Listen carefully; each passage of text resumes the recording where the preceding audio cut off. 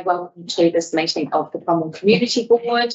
It's lovely to have a lovely full public gallery. Welcome to the staff, executive team and the public and any members of the press who may be here in attendance today. Our first order of business is to accept our apologies. Neil Gillespie is apology for today, and Mary McConnell, who is joining us online, has put in an apology because she moved at 3 p.m. So can I have a mover and second of those apologies? Thank you, Sarah. Thank you, Wally. All in favour? Aye. Thank you. And then, of course, we get to start with our public forum. Welcome to the members of the community who are going to be presenting for us today. We're starting with Tanya Dennis from the Cromwell and Districts Promotion Group. It's actually Caitlin Dykes.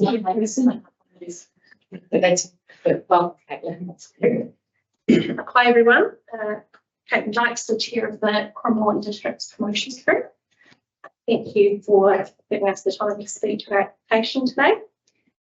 For us, it's all in the name. We're a group of committee members, part-time contractors, and a network of supporters and volunteers that work to promote Cromwell in our district. There's a great place to play, stay and visit. Alongside maintaining a digital and print marketing presence to promote our town, we put on key events throughout the year, such as Light Up Winter, Street Parties and Fireworks, and the Cherry Pit Spit. There's a bit of debate about that, but Pit Spit Championship, which hopefully you've been able to attend one or two of these events and see the growth and scale and feel good magic these events have. Hopefully, there's a video or some photos playing behind me. So our funding application is to put on these events for another year and keep them free and accessible for visitors and residents alike. We're constantly reviewing, improving and growing these events, and we secure sponsorship for the events as well to ensure both financial sustainability and community involvement, and also reducing rising costs and compliance requirements. We're very grateful for Cromwell Community Board's continued support of us and collaboration with us in our events. While I have the mic, I'd just really like to thank our volunteers and supporters, our committee members who give up their time and skills and energy to keep the cogs moving, and a very big thank you to our part-time contractors that with their professionalism and skills keep our events and engagement outstanding every time. That's what I really had to say. So I'm happy to answer any questions about our application or our events for our group generally. Thank you so much, Caitlin. Has anyone got any questions or something to say? Thank you. We know your group does wonderful things for our community, and the popularity of events like the Street Party and Fireworks and Light Up Winter have grown and grown and grown, and that's all down to a very hard working committee. So thank you. We'll consider your application later in the meeting. Super. Appreciate your time again. Yeah. Next we have Eve O'Brien from the Central Otago Friendship Network, who is joining us via Teams. So she will be, she's not quite online at the moment, so we will go to the Friends of Cromwell Cemetery, Katie Seymour and Cheryl Sanders. Back to Eve.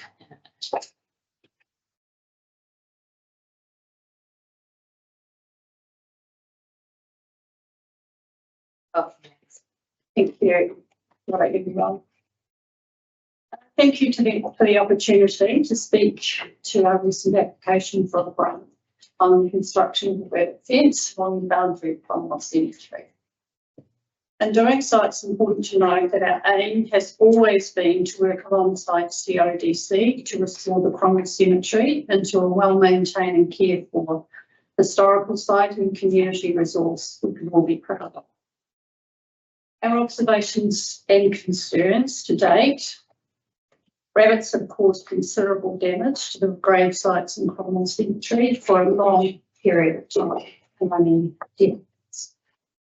Rabbits are considered a priority pest by ORC and need to be managed.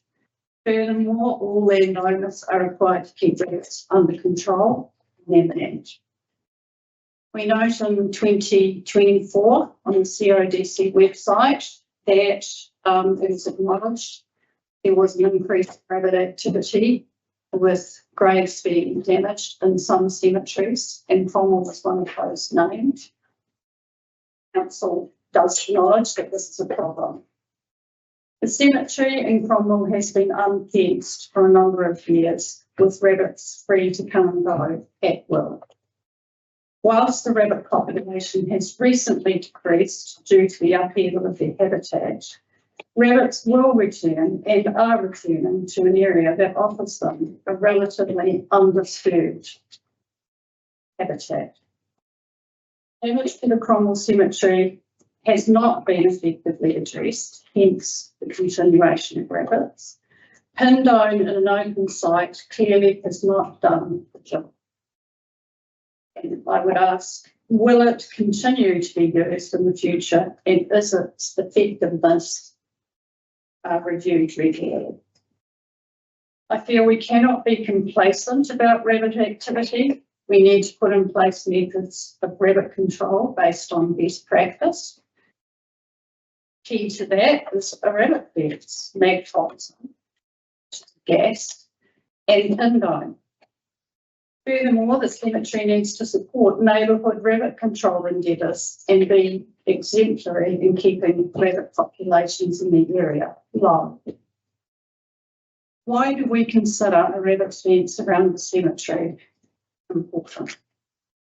A rabbit fence will provide the most effective way to protect the graves in the cemetery and to maximise the effectiveness of any pest control work undertaken. A rabbit fence will contain and control. Confining rabbits to a small space will make control measures more effective.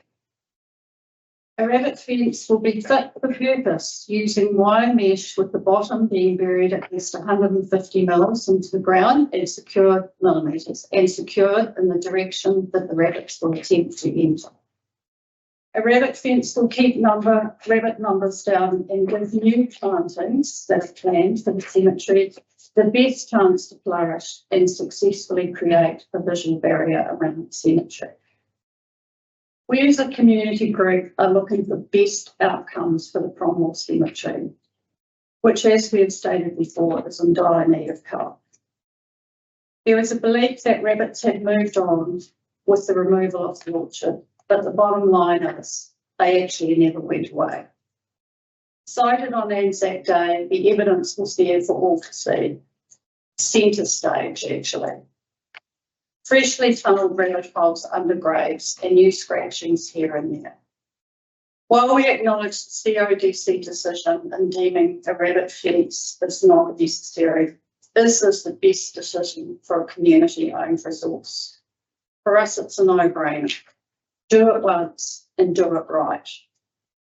In conclusion, we thank the Community Board for your support and ask that you consider these points in making your decision. Thank you for your presentation. Are there any questions? Audie, did you want to make any comment today? I think that there's been quite a lot of communication and correspondence between our two groups, and we will consider your application later in the meeting. So thank you. Have we still got any time left now?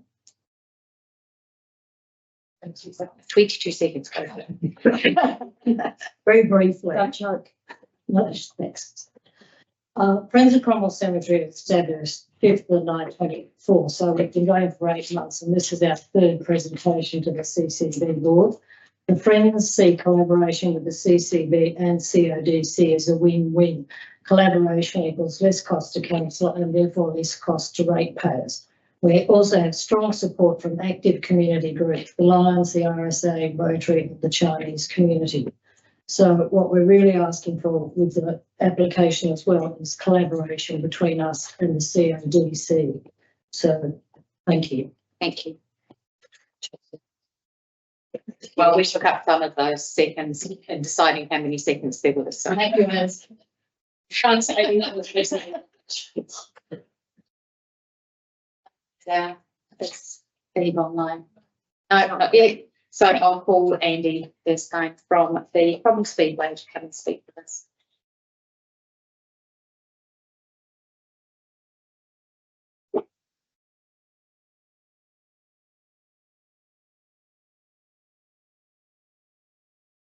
Good afternoon, members of the board. Thank you for the opportunity to speak with you this afternoon. My name is Andy Erskine, Central Coast Speedway, which has been a long-standing part of this community since 1980. I'm speaking on behalf of our members, volunteers, support. I'm here today to speak in regards to our club's renewal of lease. Correct me if I'm wrong, the council have given, so today the council have given the board 3 options to consider as potential lease agreements. And today the board make a recommendation back to the council as final approval to draw up the lease documents. Option 1 involves a substantial increase in rent from what the club has paid in the past. Option 2 offers a rebate, and option 3 is no renewal of lease at all. Before the board make their recommendation back to council, we'd like to ask a few questions around option 1 and option 2. In our opinion, there's no need to talk about option 3. But before I do, I'd like to give the board a little brief about what we community, just as a refresher. As some or all of you know, our club has long provided a safe and structured environment for motorsport within this community. We run events that bring families together, offer a space for youth to develop mechanical and driving skills and responsibility, and contribute to the local economy through tourism and local business support. Central Coast Speedway is not for profit. The money received goes towards the day-to-day running and operation of the club, and is invested into improvements and developments of the grounds and facility for members and spectators to enjoy.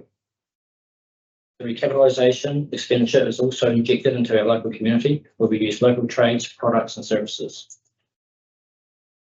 Central Coast Speedway hosts on average 14 race events per season, bringing approximately a 10% increase for the Cromwell population, pushing commerce into our local community through fuel, meals, drinks and accommodation, as well as other activities the region has to offer. The Lions are our largest food vendor on race nights. Each race night we provide them with the clientele from which their profit is given to charities and organisations, once again returning to our local community. Some of our initiatives this past season have included free entry for kids, engagement with Cromwell primary schools, visits to schools, and we've had bouncy castles and lottery scrambles at every meeting this season. Hosted Cromwell primary school level children VIP experience, where children were able to tour through the pits in a safe environment, safe and controlled environment, and receive posters, stickers, etc. As you can see, we're very community focused and understand the importance of nurturing our youth and giving back to our local community where we can. We'd like to clarify the process of the renewal of lease. I ask the following. I guess we're really just because of the option 1 there has a value to it, or has a rent number there, which we received in sort of mid to late last week, and given the time that it's taken to get to this point, it's a wee bit of a shock to our members, and we just want to see how that was determined, and if the board would consider a negotiation around that. Basically, it adds an extra $4,000 per race meeting to our operating costs over and above what we already paid and run an event. The other aspect is that we are weather dependent and our income varies. So, for example, we're saying average 14 race meetings per year. This last season, we've actually had to cancel 3 of them due to weather. So, to have a fixed rent to pay and it has such a variable income through the game, it can be seen to be a bit tough. The other side of it is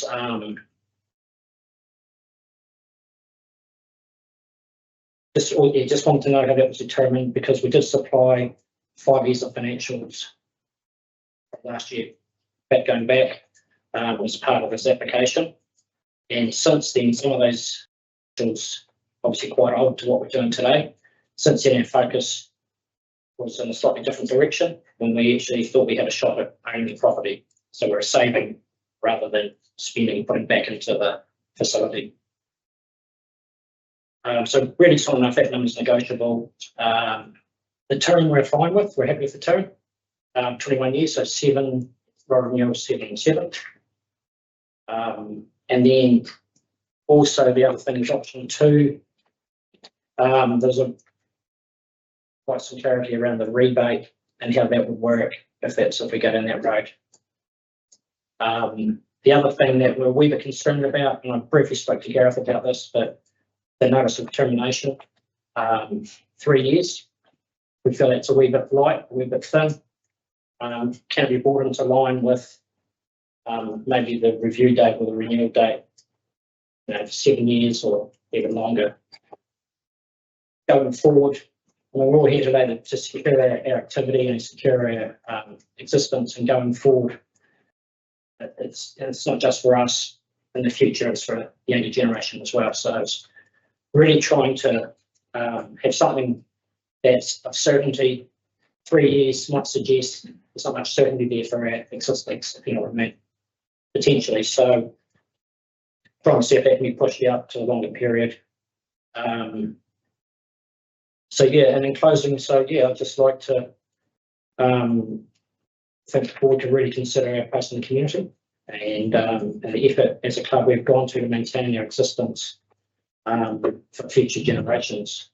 And we have also, as you probably updated our resource consent to today's conditions. So there's a process we went through last year, did all that. So I think we've, as a club, done quite a bit to bring everything to line to today's world. So Yeah, thanks, Andy. And I know that in previous times when your club's come and presented to the board, or leases have come up, or there's been conversations, that resource consent was one of the things that was put there as you need to get this sorted so that we can have these further conversations. You've probably given us some good questions that we need to ask when the report is presented in a moment. Do any other members of the board have questions for Andy before we move on? So no, thank you for your carefully considered thank you. presentation. Thank you. No, Eve online, so we will. I could find out, that would be good to know. Is she having difficulty getting Yeah, online? the link is to load. Just going to see if we can get Eve online. I'm just going to flag that once we've done the confirmation of the minutes and declaration of interest after this, we are actually going to skip to the item around the Speedway and have that at the beginning of the meeting rather than it's one of the last items on the, it's quite a long way down the track at 4 o'clock. So we bring that forward and then we'll go to the community and promotions grants after that. So that we're bringing those items to the fore at the beginning of the meeting for those people who've presented to us.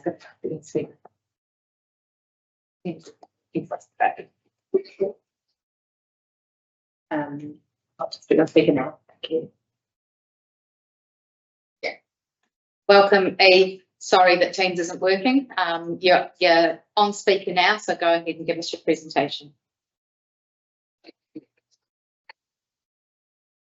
Representing the Central Otago Friendship Network, and we are a charitable trust that was started over 30 years ago by some parents of children experiencing disability who saw that there was a need for more support in the social connection space for those who experience isolation.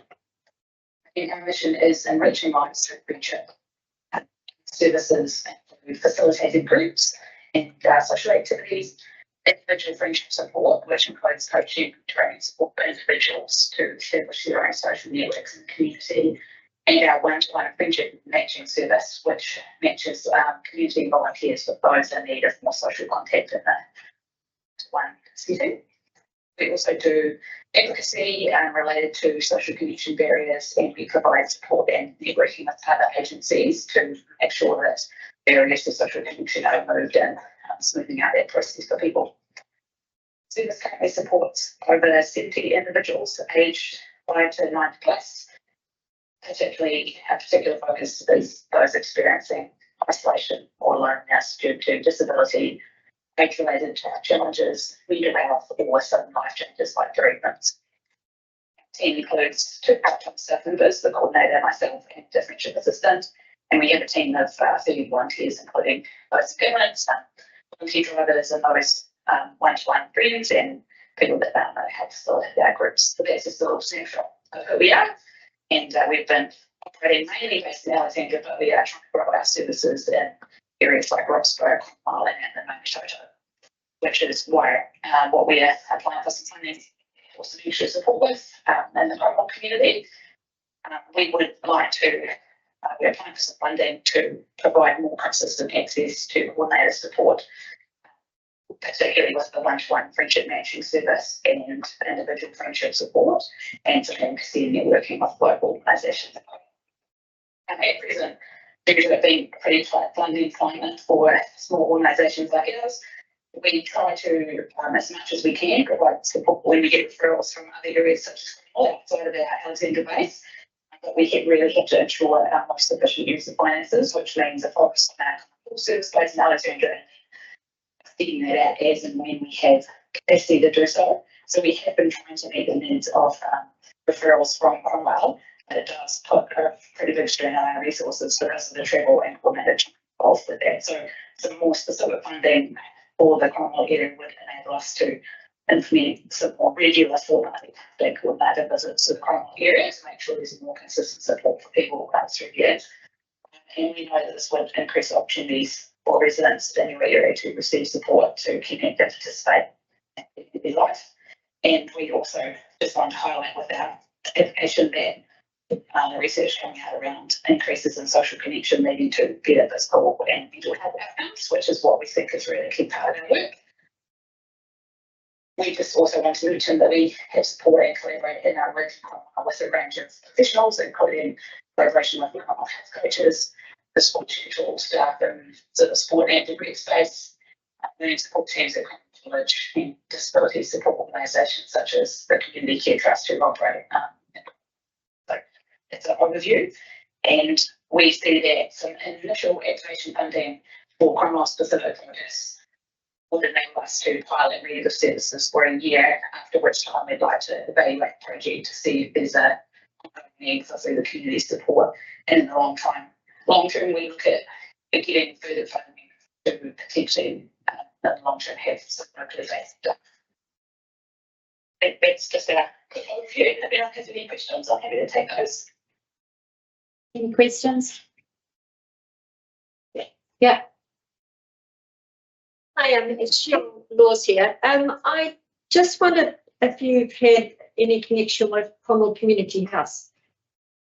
Yes, so we do work closely with organisations such as Cromwell Community House in terms of getting referrals, or they connect people with our services, and that we try not to reinvent the wheel. We're not here to take over services that are already provided in the community, but rather to fill in gaps that other organisations see, particularly around the social connection space. For example, people who might come to community house that are new to the area, or they've had some life change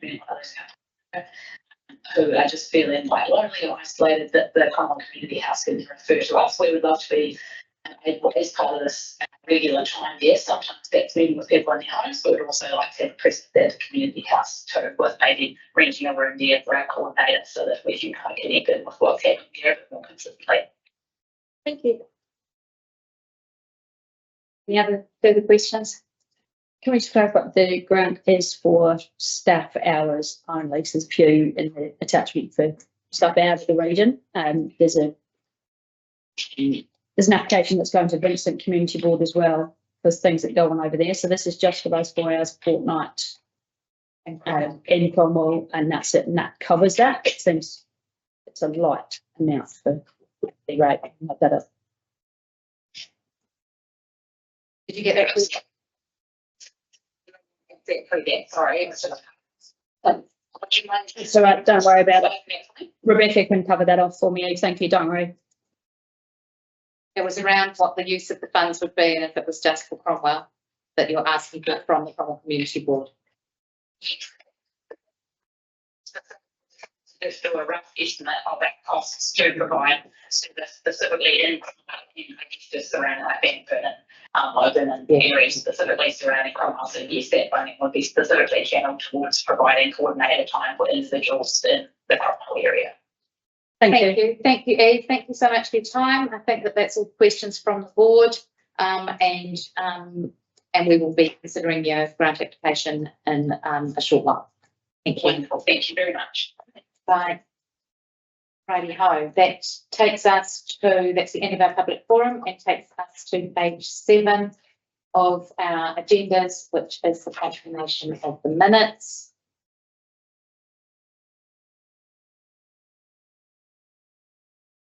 There, to have a mover and a seconder, Bob and Wally, thank you very much. Favour? Great. And then page 16 of your agenda, which takes us to the declarations of interest, and a reminder to all members to stand aside should there be a conflict or a perceived conflict of interest during this meeting. I note that the document in the agenda is blank.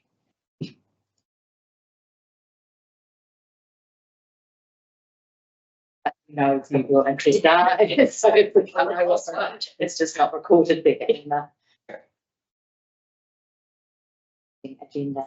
The next item is Zelda here, so that we can, thank you, is going to bring forward the item 25.3.9 on page 160 of your agenda, which is a new lease, with Central Speedway Club. Cromwell Incorporated. I'm sure you're not sitting there making lace very often. So just before we kick off, I'd just like to introduce Michelle Ridd. She's making the biggest part of the statutory team, joined us, and we're very happy to have her. She'll be helping Zelda get all our leases and licenses in order, and as well as supporting the rest of the work. Welcome. Nice to see you here. Okay, page 116. Just the background on the current lease. It was a lease that commenced in July 2005. Was granted for 10 years and another renewal of another 10 years, and the final expiry is the 30th of June this year. And hence we are here to consider the new lease with Speedway, as said by Andy. The first point I need to point out is that it's endowment land, and council has to, the committee has to consider dealing with the land to ensure that the purpose of the endowment land met. The purpose are met with market rent, which is the reason why, and it might answer Andy's first question, a market valuation was obtained from an independent valuer and attached to the report. In the current lease, there was a rent rebate given. It basically works similar than the proposal in option 2 is, but it's a rebate of 18,500 of the 20,500 it was set a year ago, and that meant that the club only paid $2,000 rent, which was put in a special account, which they then had the opportunity to apply for funds to be made available for them future, and this has happened over the years. So the new lease, we're proposing that the board reconsiders this rent rebate, and we're basing that on the fact that since the lease was initially signed and the rebate was granted, Speedway has made quite a increase in obviously the income, and they're not necessarily considered to be just a small community group operating and more operating on large events.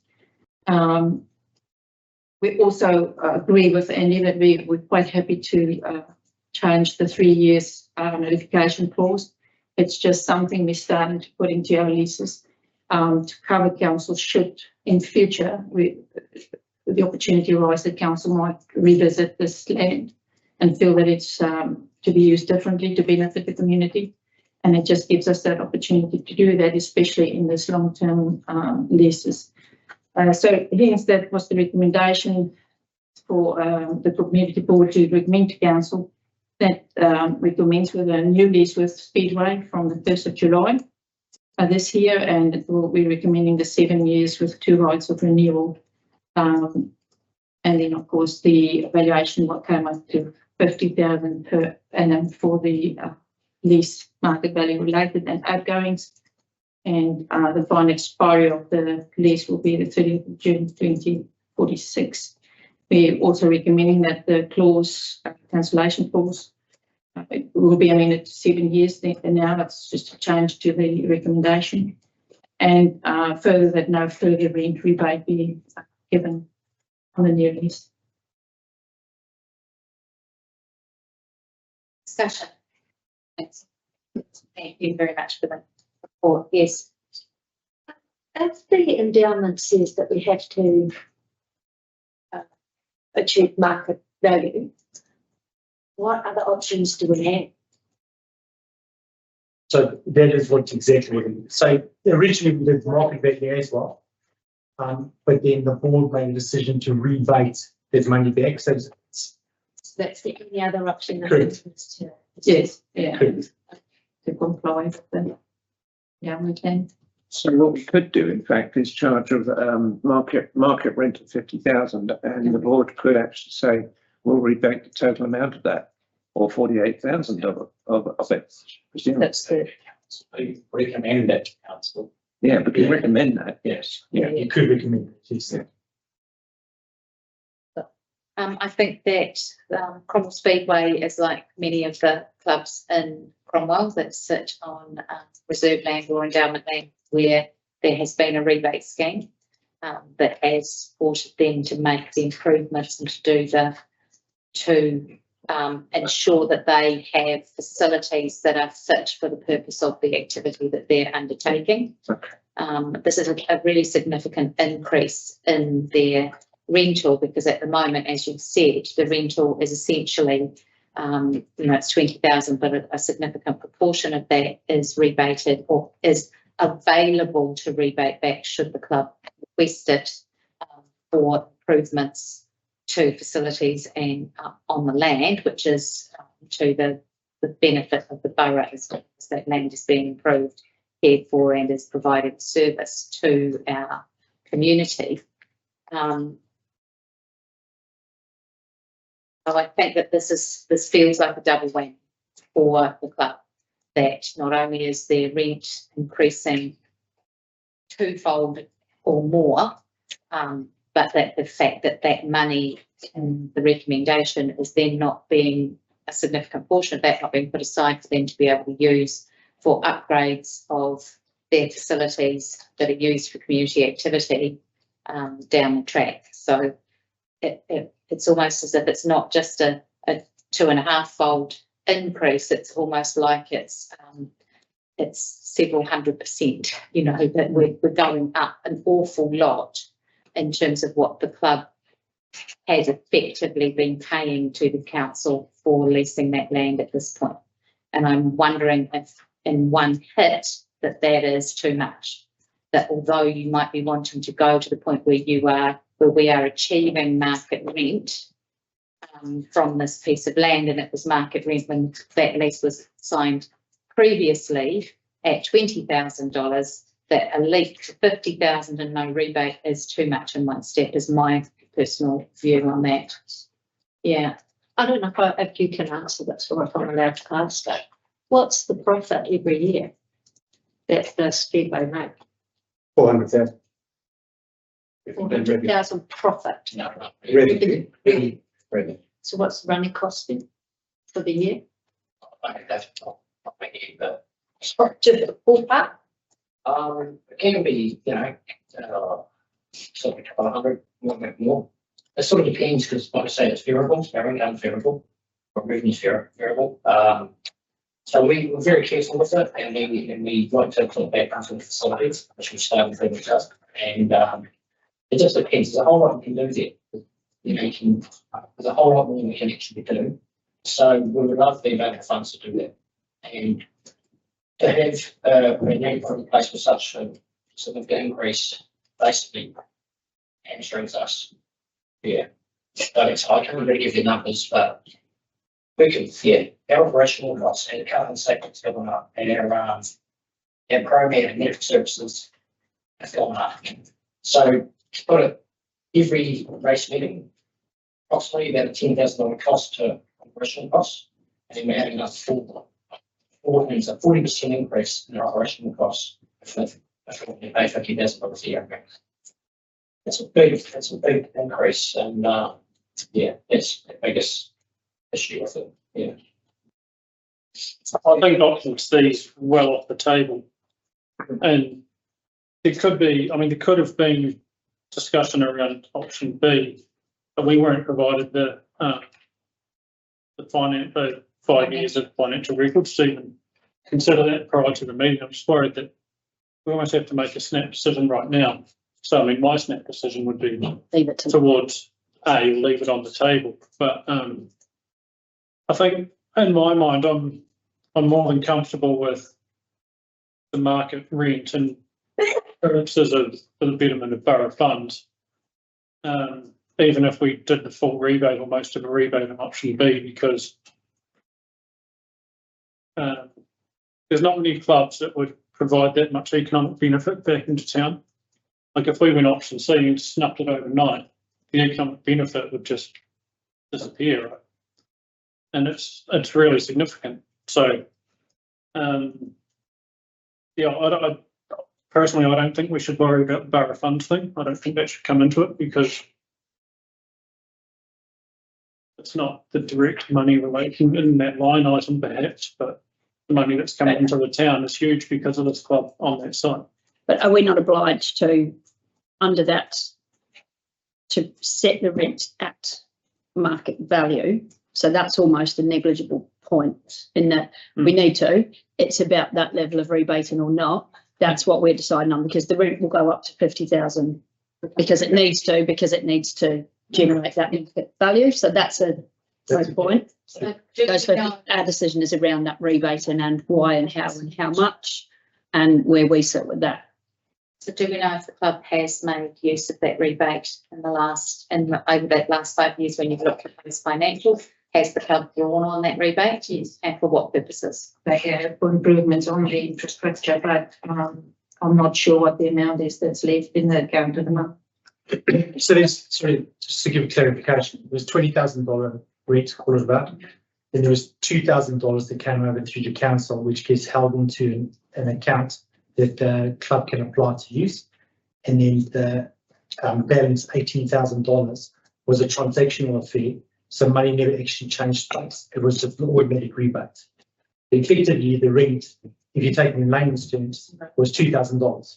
That is held in an account that they can apply for. So it was a way to get around the commercial rent rate out of endowment funds. But on paper, we're charging them. On paper, we charge them $20,000. So we're doing what we're obliged to do, and we're rebating it to make it affordable. Yeah, But which is for any other commercial operator on council land, we charge market rate. right. And council, community boards determine what that money is put through. It doesn't go through an automatic rerouting. Council then or the community board determine where the process should be applied across council prisons, community board. When Andy was speaking earlier on, he said that in the last maybe couple of years or so, they've been accumulating funds with the possibility of actually purchasing the land. Well, we know that's out of the question, obviously, and now that they've got certainty of tenure or would have certainty of tenure, surely they could use some of that money now that they've accumulated to actually improve the facilities. So I would have thought that was a valid reason for actually going to either options A or option B, one or two. The benefit of everyone in the room, was it obvious that we can't sell the land? I can give you a bit of background. So currently the land's sitting in rural zone, but effectively it's used as a bit of a commercial tenant. So it has to be valued in conjunction with that. So as a rural, I think it's valued about $1 million. but with a commercial tenant on, and potentially to go industrial, because industrial would be $6 million. But because it's got the tenants on there in a rural basis, we're looking at about $2.5 to $3 million. And originally, when the club were looking at purchasing the land, we basically presented a paper and said, you can purchase it, but council wants the right to buy the land back at the same price plus CPI. So there'd be no gain in profiteering off council land.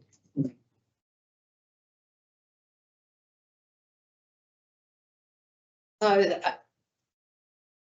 we're also talking about this, a commercial client or a commercial lease or a commercial organisation.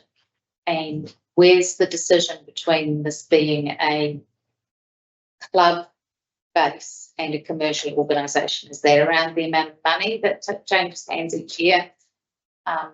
As a volunteer base, there aren't paid staff members, as far as I'm aware. And you could, That's correct. there's no paid staff there. So But you are where paying do we, tickets to go and watch. So there's a revenue coming in on the back of council. I'm just saying, but that's on the back pay of for council. tickets to come and watch Yeah. my school production? We are not a professional Yeah. performing organisation.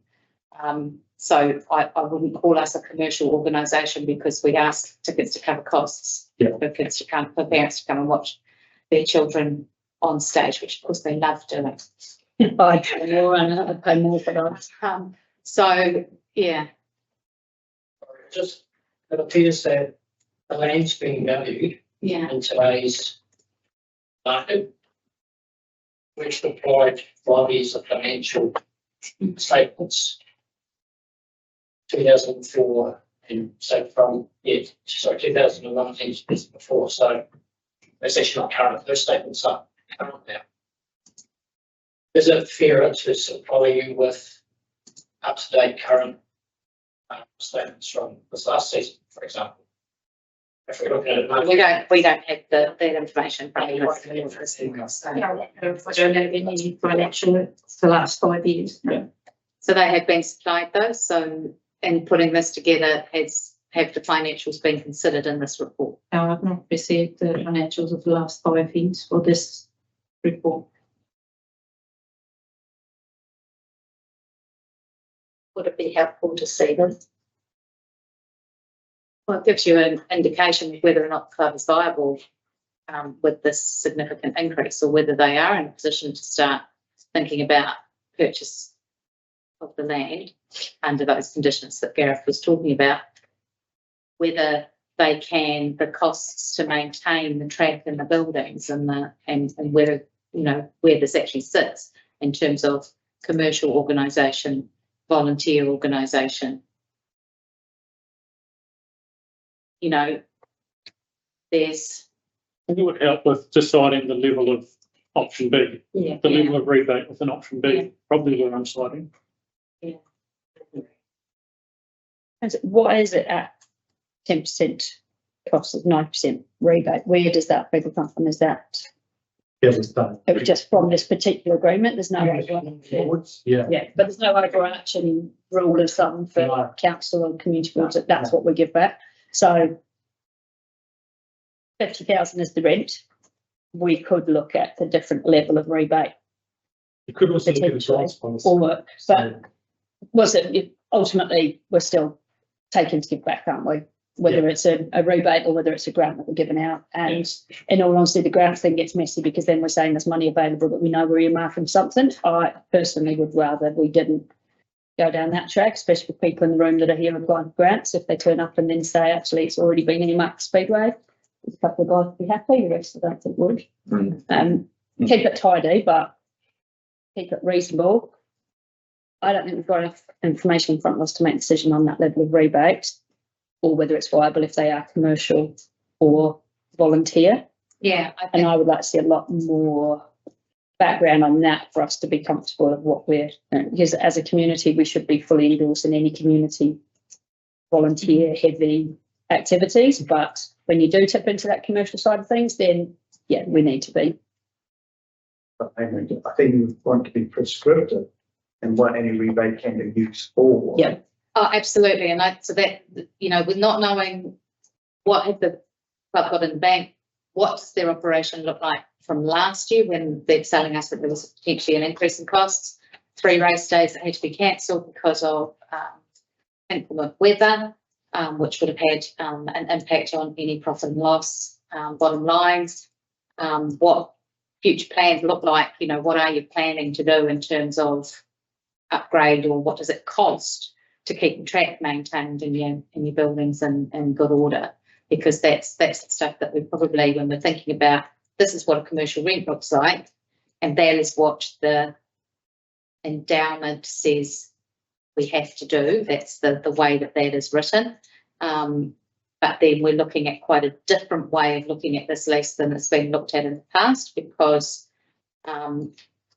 lease policies through council have changed quite considerably since that previous lease, and we need to fit within that, because any recommendation made here has to then go to council for approval. So if we send something through full of holes, it's not going to get approved at council, and then we're leaving you in a situation where you've got no lease and no certainty about what happens next. So what I'm hearing from people is that the most sensible course of action is to leave this to lie on the table and ask for a little bit more information so that we can make a solid decision at our next meeting. I'm aware for Speedway you're feeling like that leaves you in a state of uncertainty because your lease runs out in June. And of course the timing of our meetings means that leaves you with potentially not having a lease in place. I think the mood around the table is very much that option C, with no renewal of your lease, certainly isn't an option that will be taken. So I think that it feels around this table as if a lease will be decided upon on the length of time and the 7 + 7 + 7 7-year cancellation clause. But we need to just be sure that we've got the amount of money coming in, any way that a rebate is written in, that it's really clear what that can be used for and how that's applied to this, so that what we send to council has the ability to go through for you, and that we've got it right for our community. That sounds like a fair. Right, so my belief is we're leaving this to lie on the table. We're asking for updated financials and some operating cost stuff so that we can see where you lie. Please. Including the most recent financials, so most recent financial year. And the financial year's May. I think that's a bit difficult, but with what you give you is up to date. Yeah. Even year to date would be helpful for just getting the changes. Year to date gives us and if we can see, particularly the last couple of years, because of what the costs have been, and then to think if you've got a maintenance plan on your property in terms of how often you do stuff to the track, how often you do stuff to the buildings. Not really, it's sort of just comes and goes in regards to what's payable. In areas that make attention. So yes. The other thing to please note also about 12 ratio. 7 to 8 experience. So we're not like a commercial business for a years. I think option 2 will be we get it that there's a market thing, that's fine, but I guess it's around what's cutting up the rebate. Yeah, for us. Yeah, and I think that we need to be able to see where you're sitting financially to be able to have those conversations and get that right. Right. So thank you so much. Appreciate it. We didn't quite get anywhere, but that's round in circles. We'd do that a little bit, but we'd rather leave it to lie on the table and come back to you with something than have the potential of getting it. Exactly. So can I make a suggestion? Without what happens then? Can I make suggestions? Because I know they've been working on getting some events booked in, and they need surety on the lease. Would it be out of order for us to give them a letter of intent that we will be following these? So C's kind of up the table. Yeah. Just to give them a little bit of surety that we are going ahead. We just don't know what they do. We need a resolution to that nature. Could be that the board has Three's removed as an option. Yeah. To remove option 3, recommendation the community board removes option 3 and option. Yeah. That seems like a clumsy sentence. A and B. And we'll, yeah, Would a way forward be that in the commentary that you could say the board discussed the report and during discussion it was noted that option 3 would not be pursued. yeah, And then this recommendation, which is to carry out deciding if there's a level of rebate or not. yeah. Would that be enough? Yeah. We've got some good words for that, Rebecca. It's a cost of resolution. But here's one I made earlier. Yeah, that's okay. They've been listening and working away in the background, making sure we've got your resolution that doesn't leave you looking like you've been left with no less or the possibility of no less. Recommendation that the Cromwell Community Board recommend that the report is left to lie on the table to allow the board to be provided with updated financials from the group to ascertain what, if any, rebate might be applicable. And then in the commentary, it will say about C. Yeah. All right. Mover and seconder. That is Sarah and Bob. In favour? Is that? Two. Sorry. Yeah, Sarah and Bob. I'm sure it was Sarah and Bob. Yeah, it was. Sarah and Bob. Yeah. Thank you so much. Appreciate the work that's gone into pulling that together. And now take us all the way back to page 18 and to the community information. It's grants, applications, second round. I suppose I got the short seat. Oh, yeah, I've got that, right. To get it up without falling off and, they're trick seats, they are. Getting 50 application, I think the one of those students that's paid out every time.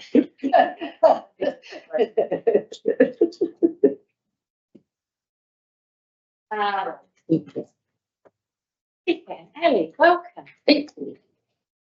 I'll speak to the community grant applications and then I'll speak to the promotional events grant. So this is the second grants round for the 24-25 financial year. Annually, the Cromwell Community Board has $50,000 to distribute in its community grants pot and has had all of that to distribute this round. We received 2 applications requesting a total of $52,645. The first was from the Chicago Friendship Network seeking $4,000 towards operational costs to help security services in the Cromwell area. And just to note, the Vincent Community Board has granted them for $2,500. One part of that was for just for a venue hire in Alexandria, and another part was to set up a service in Macau as well. So they are a very frugal organisation. When asked about the ongoing nature of this application, the network hopes that the funding from the board would help it cement the need for the service in the Cromwell area and then help to get support, financial support from other funders for the Cromwell come back. I do recommend that the $4,000 is allocated. The second application is from the Friends of the Cromwell Cemetery. Initially, they were seeking $48,645 towards a rabbit-proof fence. During my assessment, I spoke to the Parks team, which does not support the erection of a rabbit-proof fence, and there's a bit of detail about that in the application. In the assessment, and so given that, I went back to the applicant because I thought there might be other parts of the project that so we could present something for you guys to consider. The Friends group would manage to secure a quote for a stone fence at the front of the property that came in at $566,232, which I was taken aback at. But given and so that came in, and in the meantime, while pondering on that, I will say, the Friends came back again and said, look, we could request an indeterminate amount to go towards planting. And so I said to the Parks team, well, what would that, how would that sit? And their question was, well, what planting where and when? And I thought that's a valid question. And I think what all of that did was, I think we just need a little bit more time in the Friends group. So I think the Friends group just needs a bit more time. And I know from external organisations working with council, we seem extraordinarily slow, but there's often a reason. And so I just think we need to work together a little more to figure out a sweet spot there, and that the Friends group come back once a better plan is sorted, because I suspect that the board really would want to support it. However, there are 3 options in front of you today. I've outlined them in my assessment, but my recommended position is that we wait just a little bit more and see if we can get that a little bit more firmer first. And an example of that I've got written on my hand is men's shed, is that we otherwise have a bit of money lumped up. And I have to do the financial stuff in the background to keep it rolling over till it's ready to be spent, where it's might be better to be spent when you know what it's going to be spent on and how. Just on men's shed, they're waiting for a lottery's decision in June, so fingers crossed it's all about to proceed. That's my. Thanks, Rebecca. With promotions grants, you've received one grant application this round. Now that is for projects in the 25-26 year. So for promotions, we do accept those at this time from the district's promotions group. As you'll see, they're looking for funding that is for the delivery of the 3 key events. Light Up Winter, the street party and fireworks, and then Cherry Pit Spit championships. Can we offer the money on the premise that they change the name? Can we just go through the Last year, there was some challenges around the delivery of Light Up Winter. Great to see that we could work through those, and that the change of location has proved successful. And I know the group are looking forward to another successful event this year. One thing that we have been able to work with the group on from a tourism perspective is to help them submit an application to the NB Regional Events Promotion Fund. So we're fingers crossed hoping that they might be able to secure some promotional money out of that fund, which we should know about sometime this month. 2 of these events fit really well within the events framework, and that is a goal around growing those events which are outside that traditional peak time, which is great. You've got 106,219 budgeted for in the 25-30 plan for the 25-26 year. The group is seeking 106,000 on that fund. I have made a recommendation which is roughly in line with the CPI index, so 2.5% increase to what they received last year. You do actually have an allocated budget from the current financial year, but as we know, applicants to that should fall reserves. And can I just add, just to wrap up, I've been in conversations with groups in Cromwell about potential applications for the next round. So the childcare centre that came asking for the funds to purchase, they've managed to purchase and are looking at, so they're currently exploring ways to fundraise for that. And I've been working with them about perhaps consenting and subdivision fees might be something that the board would consider as an application from for here. And also that's why I was talking to Russ from the men's shed about just putting his feelers out as lions about other projects that could come to the board for funding. And I would note in the bulletin this last week was the Ripponvale Hall. The proceeds of the sale of that are currently being advertised. So there's a grants round open for the proceeds of the sale of that hall to go with like. So I've given the Terrace Community Church group, which isn't just a church, it's a community facility, a heads up about that, so they might apply for that. But it's just that wrangling of funding that you can do when you start to know what's around the place. So any questions? Any questions? How much is left in the promotions grants from the current year? 11,219. 11,219.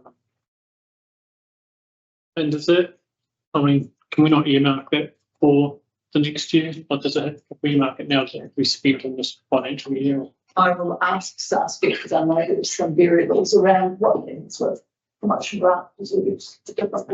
Promotion grant reserves, typically there will be, it's a targeted rate, promotions is a targeted rate, so there will be a reserve within the Cromwell for those. The community grants, there can be some various practice across. Obviously, with us. Yeah, but the promotions definitely because it's a targeted rate.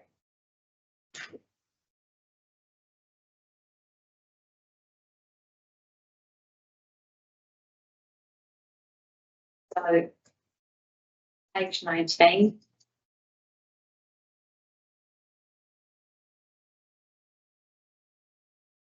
And you can see on page 20 the recommendations about the amount for the community grants. And on page 21, you can see the recommendations. You can see the amount requested for the promotions.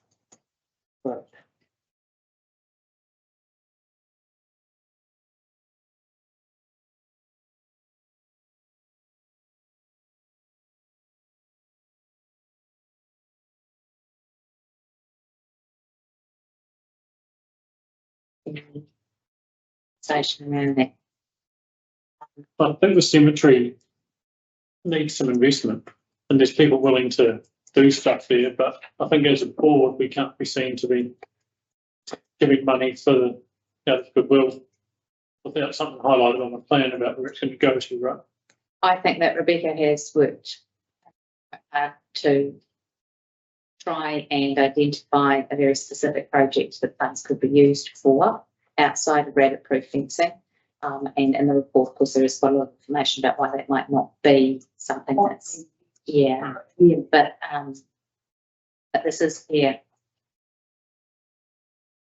So are we just saying that rabbit-proof fencing is totally out of the question? So, well, I'm not an expert on rabbit-proof fencing. The advice from staff has been that it's not required. So some of the questions that were asked were around how effective was Pindone the last time it was used. And how effective was Pindone the last time it was used? Very effective.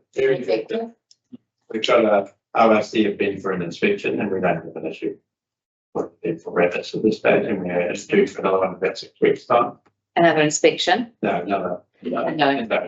Right, process, yeah. So how often do they come up and inspect it? Oh, I see. They just do it randomly, I think, I'm not sure. Oh, okay. Can't give the rabbits notice then. So anybody, Yeah. so when you were out there on the Anzac Day service, did you see any rabbits? Just the other day. And I didn't, but I was. Definitely,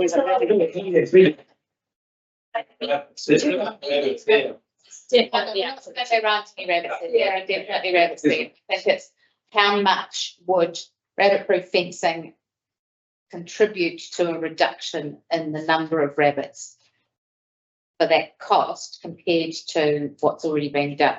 I think there's the two things. Maybe we're putting the agenda as the plan, which the council or the board needs to consider and approve or nothing like this. Then we'll know what we can do going forward. Secondly, as I've said before, there are multiple neighbours around that property that the main one is still developing their property, and they will be putting up bins suitable for council, which will probably be the same rabbit-proof fence. So,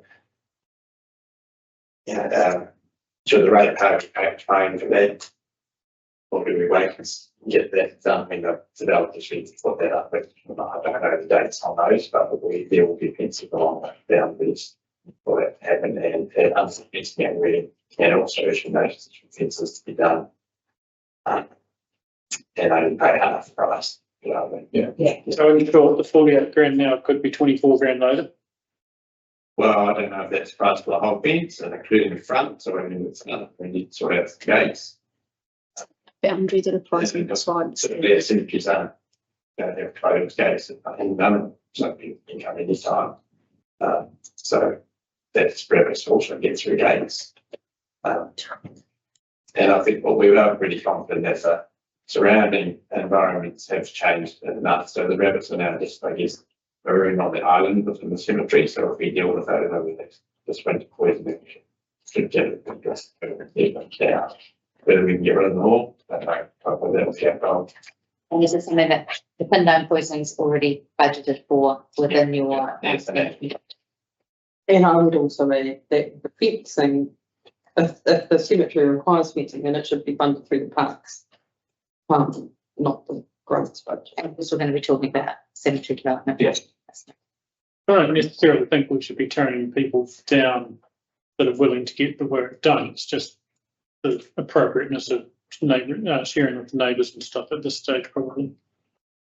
Or deciding on what is the appropriate work that needs to be done. What is the work that is? Timescale as well, isn't it? Mhm. And timescale as well. Timeline. Timeline, like timeline, like timescale. This money isn't allocated today unless we've got another round. But I'm pretty sure we'll fall to a grant with it. But that's just a change, that's a change, new change. Yeah, because it's, And so if that does fall into a grants reserve, how does that then get allocated? How do we get They will recall, one year that you funded the bike park and it's fell as reserves. So it's would be for that sort of activity. But it generally needs to go to council for it. but if we don't use it now and it goes into that reserves, we have the option to then use it. To overspend grants and be Recall. subject to. Yeah, so we're not going to use it or lose So it. if this group comes back to us with another proposal once they've had more time, it doesn't preclude them from being. So get oversubscribed in our grants budget at that time. Then would just may go some Decisions to make. But potentially not allocating it to them now doesn't preclude that happening in the future, and that same amount of money that we're looking at here is just held in reserve and could be allocated. So it's a time thing rather than a use it or lose it. Okay. Yes. So happy with the grant that is being provided to. Start the easy one. Okay. So this is where we're sitting with recommendations. So recommendation B that we approve a grant of $4,000 to the Central Otago Friendship Network for the Cromwell Social Connection Support Project. Request that the Friends of Cromwell Cemetery Group complete project planning consultation with Central Otago District Council's Parks and Recreation Department and resubmit an application in the next funding round. D approves a grant of $97,500 to the Cromwell District's Promotions Group for Light Up Winter, Street Party and Fireworks and National Cherry Pit Spit Championships 2025 events. Is it the 25 events? Yeah, they all fall under the 25 events. Yeah. Notes that any grants approved for funding from the 2025-26 financial year draft long-term plan budget are subject to budgets remaining unaltered and the approval and adoption of the 25 to 34 long-term plan. And F notes that it is each grant recipient's responsibility to obtain and or to have in place the appropriate consents, plans, licenses, including resource consent, health and safety plans, etc., as required by legislation, agencies, property owners and or individuals to undertake projects. And a mover and seconder. I feel pretty sick about not being able to support the Friends of Cromwell Cemetery and their rabbit fence. I do feel bad about that. And I feel that they've done an awful lot of work and they are passionate and they've brought it to our attention. But I also feel that, just speaking to you directly, that we really do have to think about the rest of the district ratepayers. And I do think that if we're talking about fences, neighbouring fences, we do need to take that into consideration. And as much as I feel really, really bad about that, in a way, it's the more sensible thing to do for the Cromwell ratepayer as a whole. And so I support you in a little sag about not being able to support you. Do you know what I mean? I think the other thing is that if we this would presumably, would have to go, no, it wouldn't have to go to the council, would it? So, okay, forget that, No, sorry. grants we, Yeah. it's only when there's that overspend that might go into that grant reserve. So the next time that might be the case, because it would be an additional to anyone else who applies for grants. But that's, I mean, we haven't hit those applications, No. so it depends on the. It depends, yeah. We've still got a meeting this financial year. That would be an extraordinary case though, because it would be outside of. That's not who runs round. Hmm. We have had those come before us as well, from time to time. There's no reason why we shouldn't. No, so that is a possibility that it could be reconsidered at a meeting within this financial year. I'd just really like to echo what Cheryl said. I feel exactly the same way, actually. You know, your heart says you want to support, and your head says, well, really torn. But by not granting that right now, but that money being held in reserve for the same purpose. Or knowing Well, that no, a new application. Being available for a new application for Or the a same project. application, Yeah. basically, is just down the road, but. Oh, I think we should be clear, it's not being ring fenced for the. No, but it's not being lost in that. Ask you to reapply. Yeah. For a project that is in there. But if we were looking at 50,000, if we don't spend it, say we lose it, then we would have a little bit of a different spin on that. The fact that that money is available for the same purpose, of which we're trying to work through how and what to make it best fit, that it is suitable for that grant. And should it be a community grant necessarily and not something that goes into parks or something in operations, like, should it have to be granted? Now, there's a lot of questions around that kind of stuff as well, that maybe we should be looking at that operationally as well, and you're not. Absolutely, that's what I think as we come to this Cromwell cemetery plan, that we need to be thinking operationally what we're doing. Yeah, what are we going to do? And then look, so. Yeah. Okay. The recommendations are there.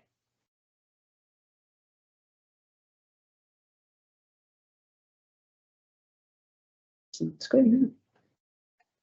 A lot more words when it's on the screen, Sarah, yeah. I think it's actually the same number of words, perhaps, but it's okay.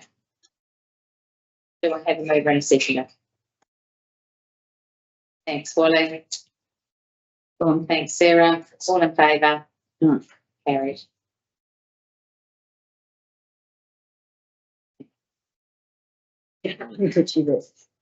Okay, I'm going to give the board a break. Go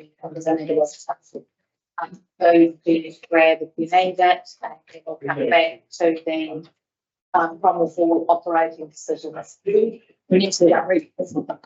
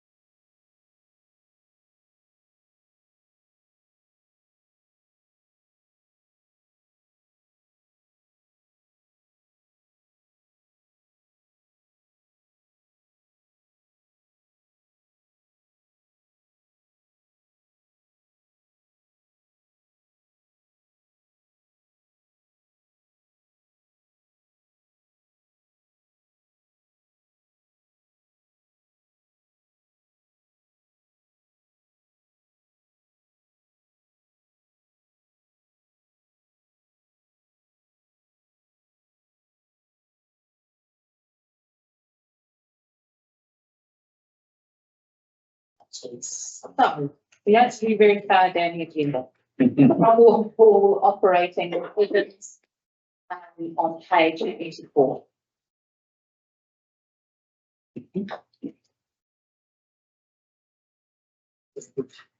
So, I'm a wee. Notice he's not sure what happened. There's a big chair, isn't it? King David on his throne. Thank you, thank you. Okay, firstly, a bit of an update from last week. So at the council meeting last week, the recommendations that we put forward were approved, and they were that the hall will be run as a community-run facility for the first 3 years of operations, and then the review on the operations will be completed after the 3 years in the 2030 to 2040 long-term plan.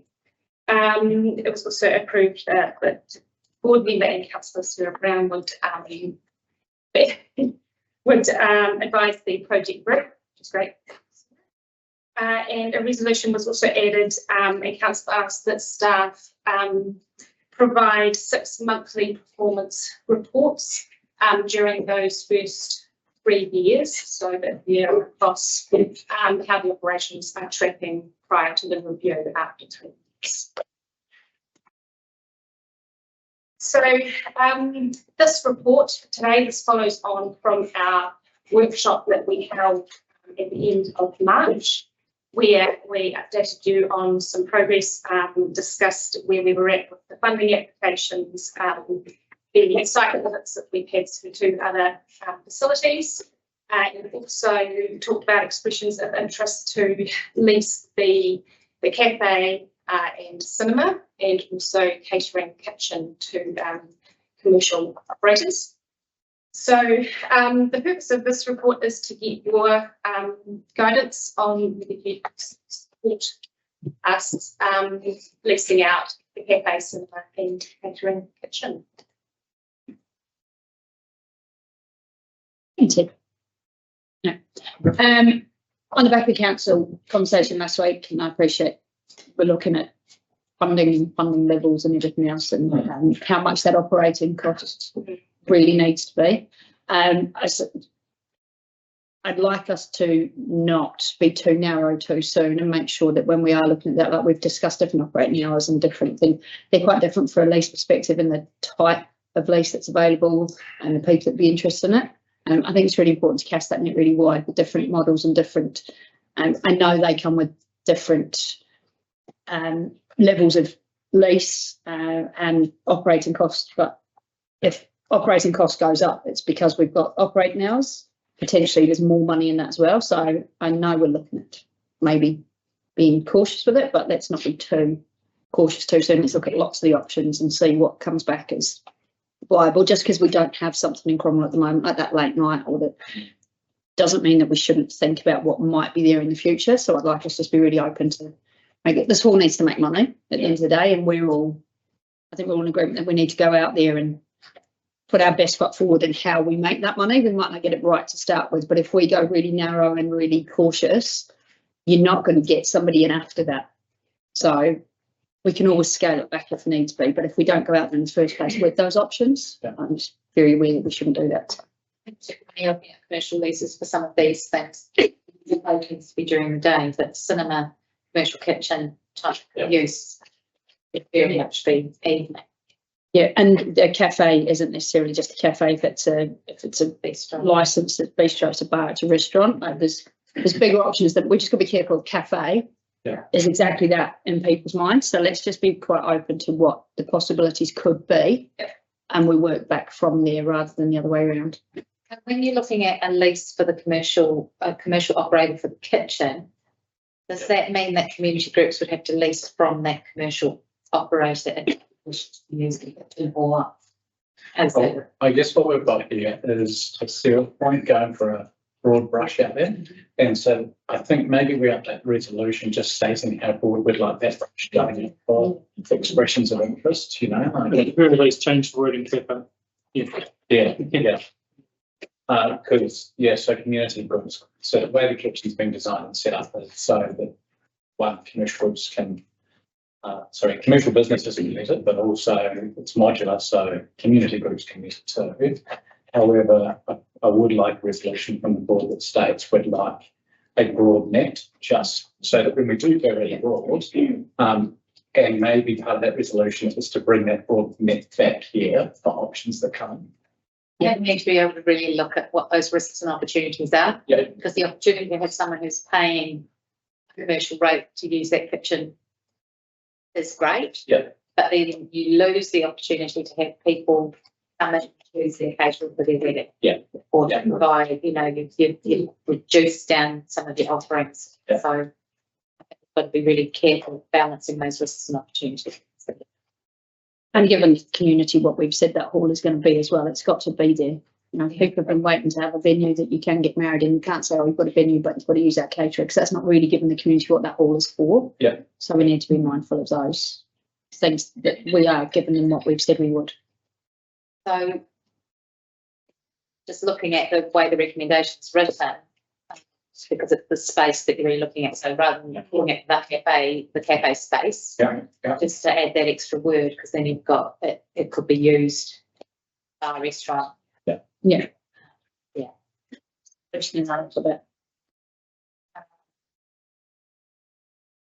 Other people around the table. Yeah, but in terms of, I think that we definitely need commercial operators into those two spaces, definitely the cafe and the cinema, to make them viable. I think that the offering that council, it doesn't fit, like as your core business and what you do on a daily. Yeah. And so we're likely not to do it as well as a commercial operator. Yeah, I'd say that do. I can see Tom Cruise here on a Friday night. Yeah. 30 day job, lease it out. Yeah. So other than that, add to the cafe space, what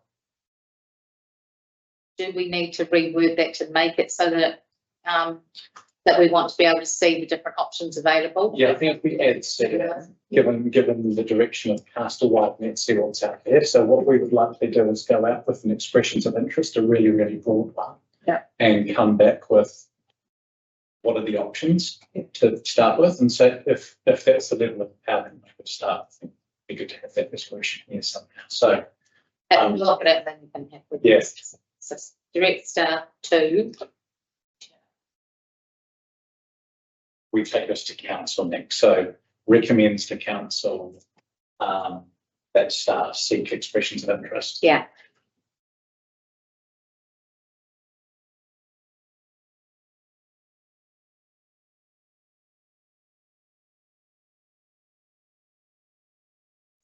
Expressions of interest. Okay. Broad, I don't want to say unlimited, but broad options. Yeah.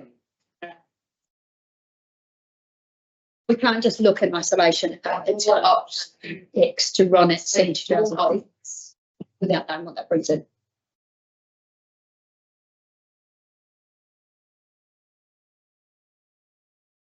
Expressions of interest.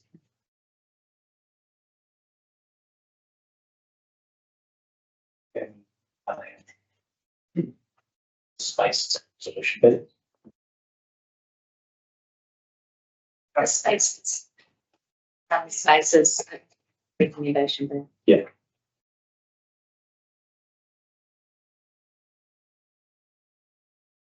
So that risks and opportunities can be all Yeah. risks and opportunities can be considered. Yeah. I think just because we're not saying set the broad net. Yeah. And go, oh, these look shiny. Yeah. But we can't balance one. We can't balance what it costs for 72 hours unless we can balance what that might bring in. Yeah. And it's remiss to say we can't operate that much. That's covered by 30%. We're not just cutting operating us by 30% because you potentially lose more. Might be more value add in 7 till 10 at night, twice a week, than there is for 9 till 12 every day of the week. Yeah. We don't know. And we're not commercially savvy enough to make those decisions. So it would be good to go and see what we would get for that. Yep. After that. So I think we should say something about bringing it back to this board once we just have that. Yeah. Yeah. And maybe that could just be vetted in a tidy, so. And this conversation happening here, which means we're just making it Right. Yeah, somewhere sausage roll. Said mother. most of the debate, so just listen to it. Well, it's going to be considered, and then D. D needs to say that this reports to council, Recommends a report is returned to the board with viable options or with the above findings. Do we not need to go towards the best return? So recommends to council that seek broad options on the broad options for the best return on this space. Something. Maybe not best concerns. I'm not saying financial. True. Yeah. Is that workshopable information? That's not necessarily just a paper for us to approve resolution. I think a workshop around that would be good to look at those. And obviously commercially sensitive workshop. Yeah. But that, as we talked about bringing councillors in at the same time as community board, like let's all do it once and do it right, have that conversation, but all of that information on the table at the same time to consider not just operating cost versus revenue. Yeah. It's quite important. Should I consider, would D be that staff bring a report back for the Cromwell Community Board's consideration? yes, And Yeah. Tied it. Perfect.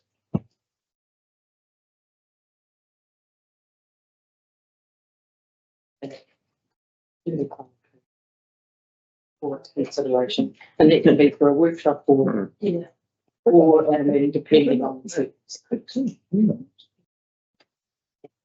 there may be a workshop that comes before a meeting because there's stuff that we need to And understand. then we can pass resolutions on a report like this without a good robust chat around it. Yeah. So that's a workshop. Okay, how are we feeling? Yeah, you guys, Yeah, do it. I'll move that. thank you, Sarah, seconder, all in favour? Carried. This would be Okay. The museum fit out within the Memorial Hall, so welcome. Picture. Page 20.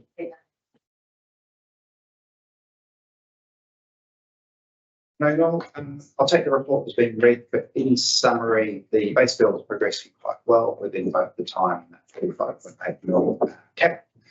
Example of that being on site today, and the roof is progressing well across the auditorium. It's been on community space for a while, so we're well on track for June.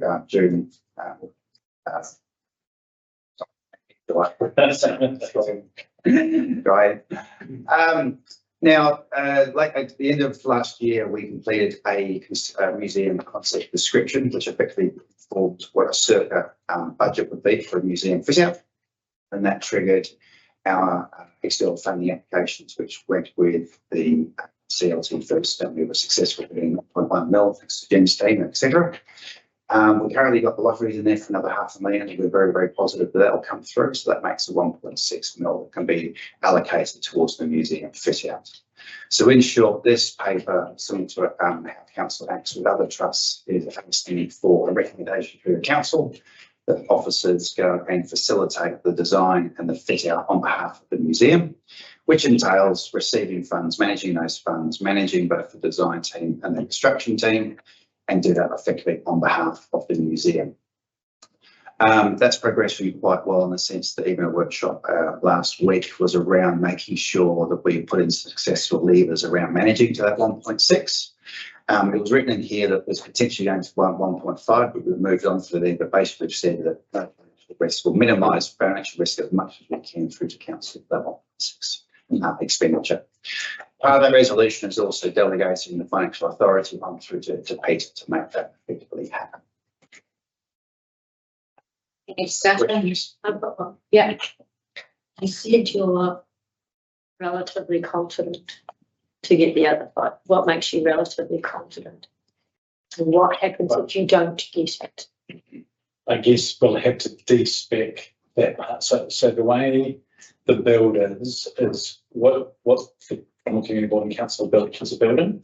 Anything inside is for the museum. So currently we've got 1.1 from CLT. We've got 2 lotteries applications and we're about to have another one coming from OCT as well. So hopefully we end up going well beyond that 1.6. The 1.6 that we've got here is where we are confident as staff, and I guess what the feedback we've had from funders is where that's going to sit.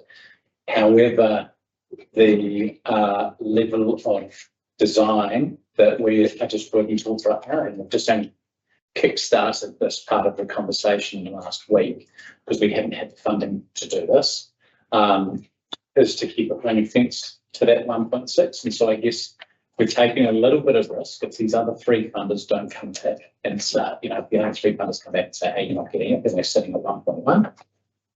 However, we are confident where we're sitting right now to get the approval for that delegation to go through to 1.6%.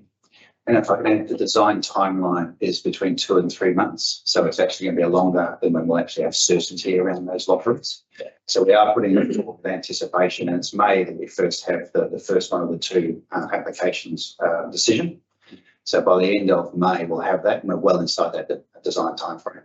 And like David says, if we have to descope, we'll descope the design down to 1.1, which is guaranteed. Because then you very quick to the recommendation that we're subject to.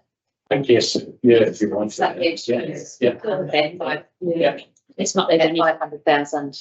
Yeah. Otherwise it's implied that you're going to spend it anyway. Yeah. Because we can come back, because it's written there on the piece of paper. So it's a good point, because we, the way I was writing this was we go to council the 28th of May, which will know that. Nobody. Right, but not the record for us, yes. But that we put subject to the successful $500,000 grant. Well, hopefully we're not coming back wanting approval to spend more. Like if they all come through, it could be too much for them. Oh, that's a question. Yeah. Very successful. Just, Yeah. praise that. Yeah. Could that be allocated for other parts of it, or how Yeah. specific is this for just for the museum fit out versus other parts of the building? So some funds are specific for them. So the CLT and the lottery one, they specifically say for heritage groups.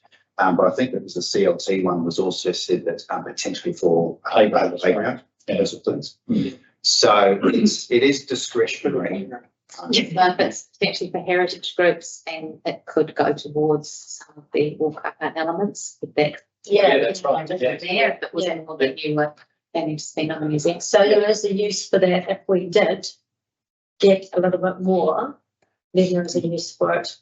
That would sort of fit within the Basis. Yeah.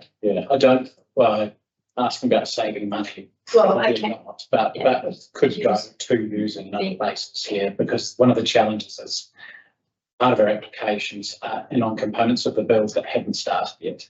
And so it's quite rare for a funder to go, oh, you've built this, now we'll pay it back, So we probably wouldn't save on the overall bill, but it would allow us to do more elements like the auto uppers. right. So we've got subject to successful grant funding. Yep. So now the change is C, to recommend to council to delegate financial authority to the chief executive in the amount of 1.6 million, enabling awarding the design and fit out to nominated suppliers as per the procurement policy process. That's what I have to say. Subject to successful external grant funding of $500,000. Yep. Is everybody happy? Mover and a seconder.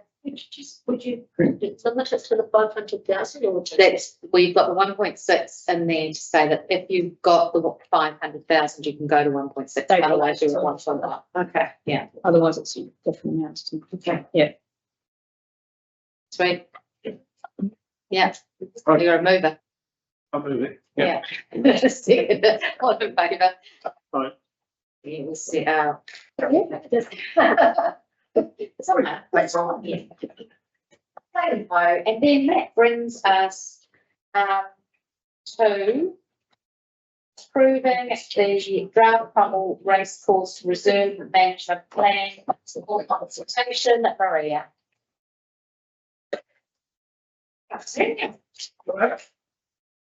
So So, okay, a quick bit of history to start. The Cromwell Racecourse Reserve was established in the late 1800s. So I guess it's just a bit of a reminder that this reserve has been a central part of Cromwell's story for over a century.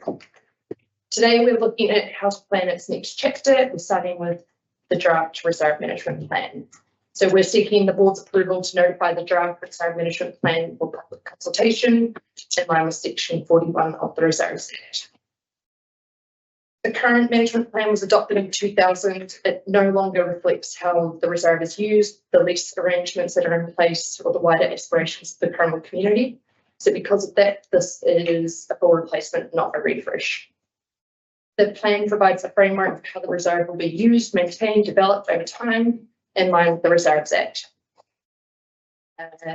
So the plan has been guided by several earlier pieces of work. The Cromwell Reserve Supply Demand Assessment, which confirmed that there is a shortfall in sports field provision and increasing demand across Cromwell for sports fields. And then council contracted out the Cromwell Racecourse Recreation Plan. So that's provided us with a spatial vision for the reserve and stage development options. The draft is going to set a long-term vision for the reserve, including standard policies around leases, events, access and signage, along with high-level design principles to guide future development. So it's not a funding document, but by consulting on the proposed layout now, we'll be able to move ahead with the works once funding is secured without needing to reconsult under the Reserves Act. If the board approves the draft today, consultation will run from the 19th of May and it's going to go on for 2 months. The plan will be available online. Let's talk hard copies in the Cromwell Library and Service Centre, and we're going to have a droplet as well. So that is my overview. I'm going to hand over to Gordy to talk through what's being proposed. So I think we talked about the recreation plan last meeting, and remember that's a stage project with sort of milestones about 2030, another one around 2040, 45. And part of the process, we are seeking some submissions on the Anderson Park options as part of this process, so we can see where that, what the community feel about that, and part of that is that might, depending what happens there, that might determine when we need to start out of the race course. So it's sort of an interlinked, but well, it's not on the race course, it's interlinked with what we might do. So we put that in as part of the submission process. So we're not very big about that, and we'll be talking to all those groups about that in particular. So we get their feedback. We'll make sure we get their feedback. So yeah, happy to answer any questions. Obviously, there's been a couple of public consultation sessions where some of this has already been discussed. We've had workshops and previous items that have come to the board. So I suppose what we're looking at is, does this reflect what we've talked about? And remembering that this is the consultation document. This is by no means the final iteration of anything. It is the bit that goes out to say, what do you think?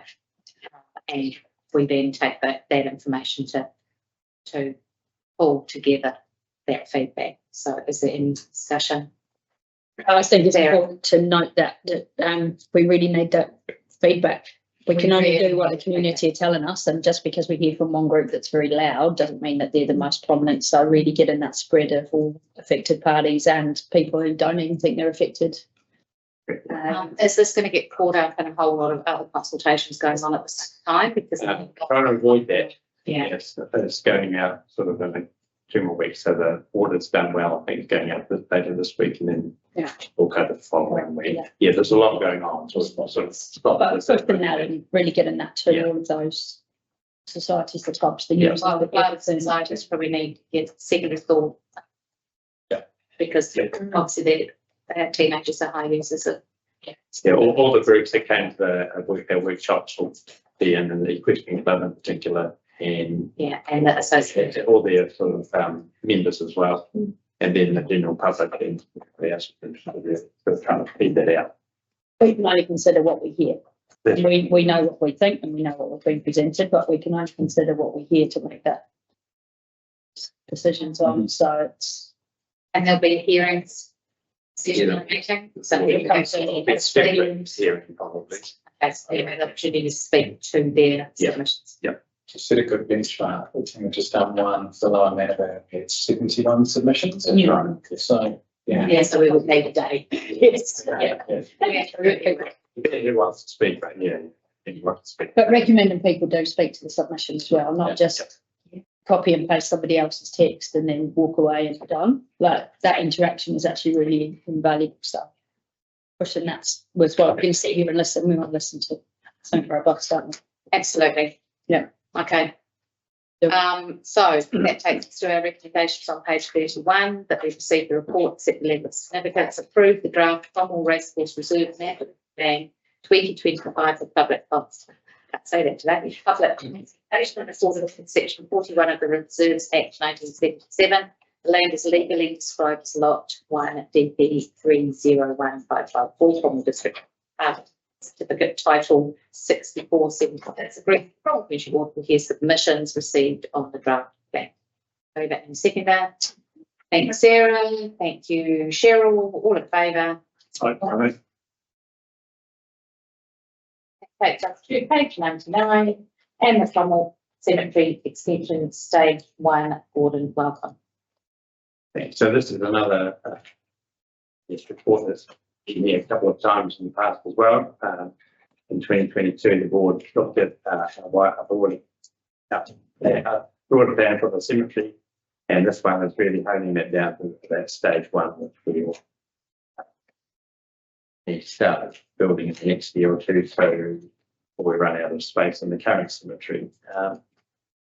And yeah, I'm happy to ask you, it's really. That's included. That's it. I won't repeat it.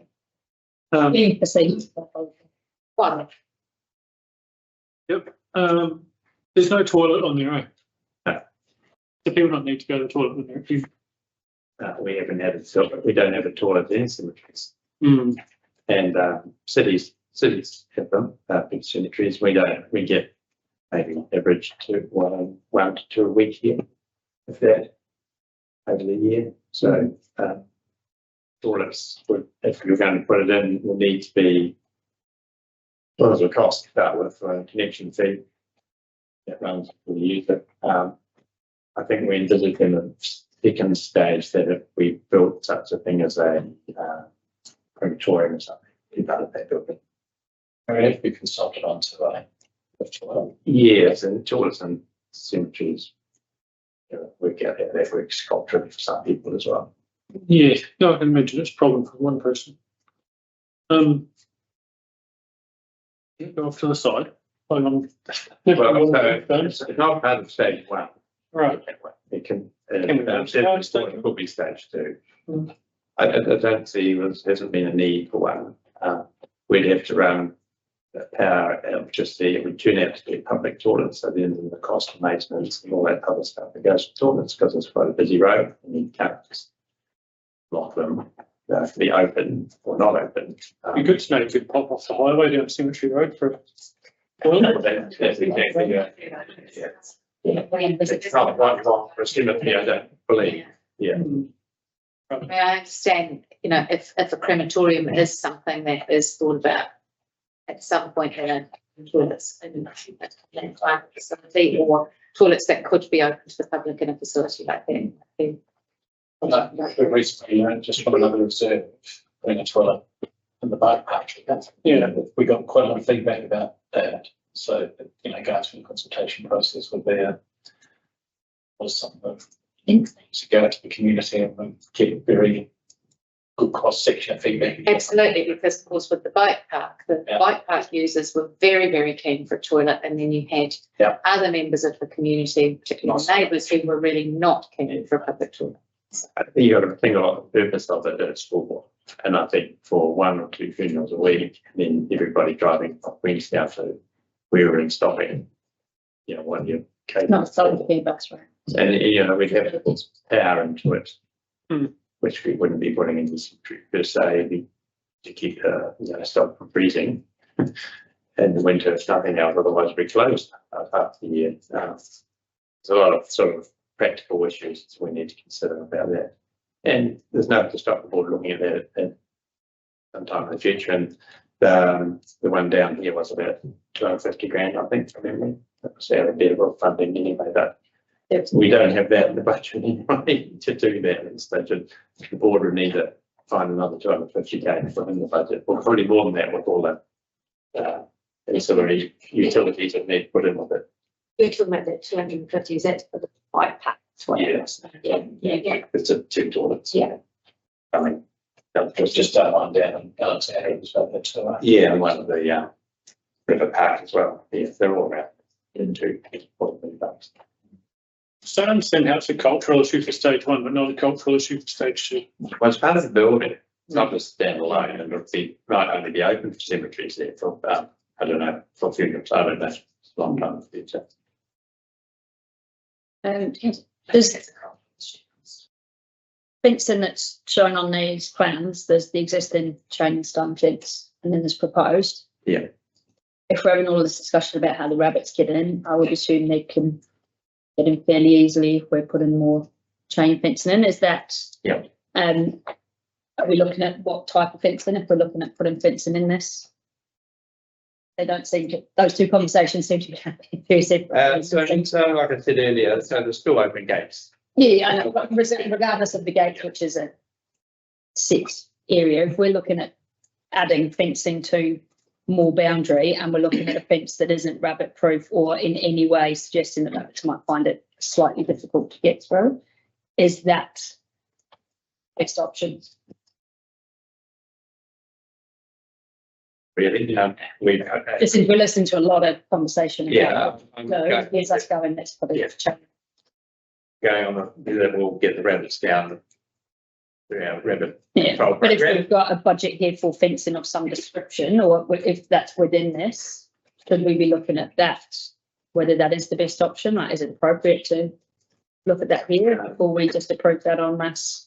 I think as per that? if we go back, what's the key function here is to ensure we've got an adequate supply of burial sites. Yeah. And that's the key focus here. at the start. It is, but if we're spending money on Those something, things on at a later date that they seem fair. yeah, but albeit a key focus, it seems silly to have something in there that's being proposed that doesn't fit the narrative of a very noisy conversation we're also having alongside, wherever we sit on that. It's good to, I think it's just good to be mindful to cross those things over and, you know, if we're budgeting for a fence. Is it? Good discussion with regards to have, I guess, got the what plans in there, but it's got to said. Yeah, I mean, I don't know whether a rabbit-proof fence will be effective or not. It sounds like it should be, so that's the whole point. But, yeah, you know, I get all of those arguments. My own point is we've sat here and discussed in reasonable depth, paying quite a bit of money for stone walls and fences, and I'm looking at a plan that has neither of those in. I think with the fence, if we can't get a suitable rabbit control program, no problem putting it in between those pillars. But visually, is that then the best? We're trying to enhance this, aren't we? We all agree that the cemetery needs a good amount of work here, so best foot forward, best option from the outset would be, in my mind. So just one coastal wire rabbit fence along the front. No, but The process here is to have some similarly to what's there now to reflect the continuity of the design that's already been in place. yeah, as personally, I don't know that that's necessary. Just because we've already got it, we should carry it on. There's any better an argument than the reverse of that, saying we should replace it all with rabbit-proof fencing because it may or may not work. As it's a contentious issue, obviously, from the things that we've talked about today and in previous meetings. And if we were to sit here and say that looks brilliant, I think we've missed a point that we should be at least considering. Even if we do go ahead with that, that's it needs to be thought through. Just going to bring us back to, because I don't think that making a decision about beginning at stage 1 includes future fencing. Yeah. I think we need to go back to what is included in stage 1. What are we approving? Yeah. because at this point, we're approving the plan for stage one, which is subject to the adoption of the long-term plan. But it is just stage one at this point. There is a wider plan, but this approval was just about that stage one. So we've got a plan that was created in 2021. This is not this is the least spending of the three stages. This first stage of this has, you know, over this first year, 25-26, there's only $30,000 worth of work in there. Yeah. Yeah. Then we keep going and move forward into larger amounts of money, depending on what comes out. So, 40, what is going to happen with that $30,000 and then the subsequent money?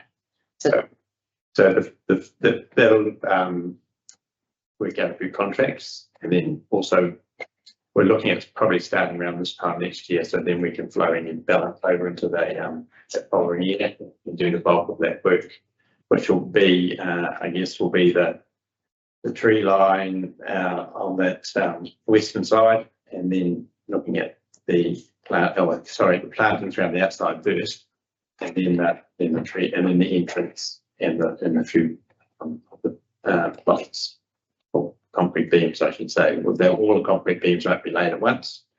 They'll get, you know, be 2 or 3, and then 2 or 3 as we do at the moment as they're required. Yeah, so it's not going to be all finished like that. It's going to take a number of years to be finished. As the current has taken a number of years. We can see that in the schedule that this first stage is still significant amounts of money over 3 lots of funding rounds. So this is not. So it's a key thing. It's the boundary planting, so we can start that screening, and then having some access for people to come in and be able to use that stage on the left hand side there. And then I think it's really important, isn't it? Yep. So we've got industrial development happening. We want to be able to screen our centre away from. That's right. So that's that key priority first.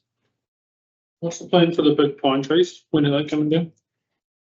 Well, they'll come down as part of the year 2 and 3, probably year 2 for the first row, and then year 3 for the next row. Next time, the year after that. And just how we do those, and if there's a cost or a cost neutral, I'm not sure at this stage. Yeah, that'll be part of working out their contracts and things.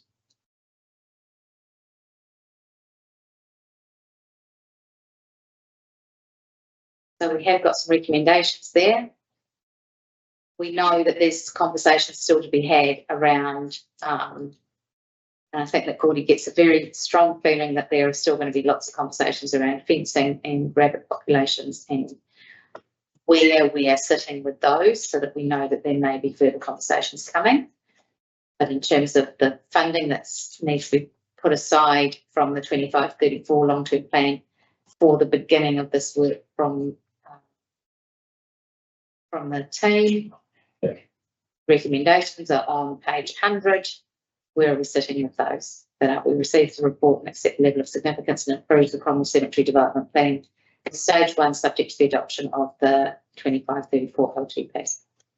Yeah, there's going to have to be some really good things, because if it's going to take that long to do it, let's get the cemeteries to a really restage before it starts looking good again.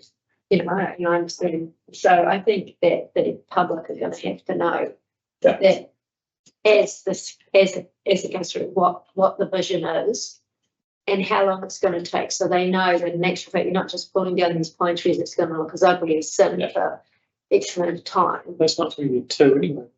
Yeah, but they're going to have to know. Yeah, no, that's the plan document. We can start socialising that. Yeah. So that they know there's an actual plan in place. And to your point, though, and we have in this one place just to start with, it will be up there before it gets better. Yeah, and they need to know that it's not, it's not the council just, spelling golden pines. Yeah. That they're going to actually fix it. And that this is part of a longer process to improve. Yeah. Absolutely. Are we at stage where we've got to move in a second?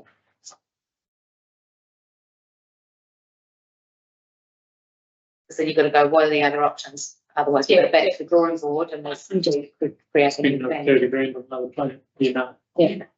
I'll move. Thank you. Seconded, thanks, Bob. All in favour? Right, okay, 141. And road name approval for Shannon Farm. Well, maybe 142 it will be.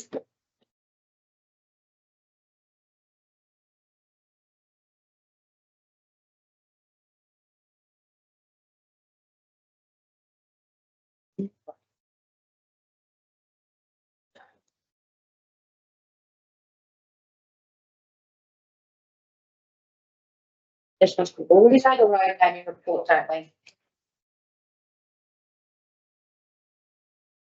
Yes.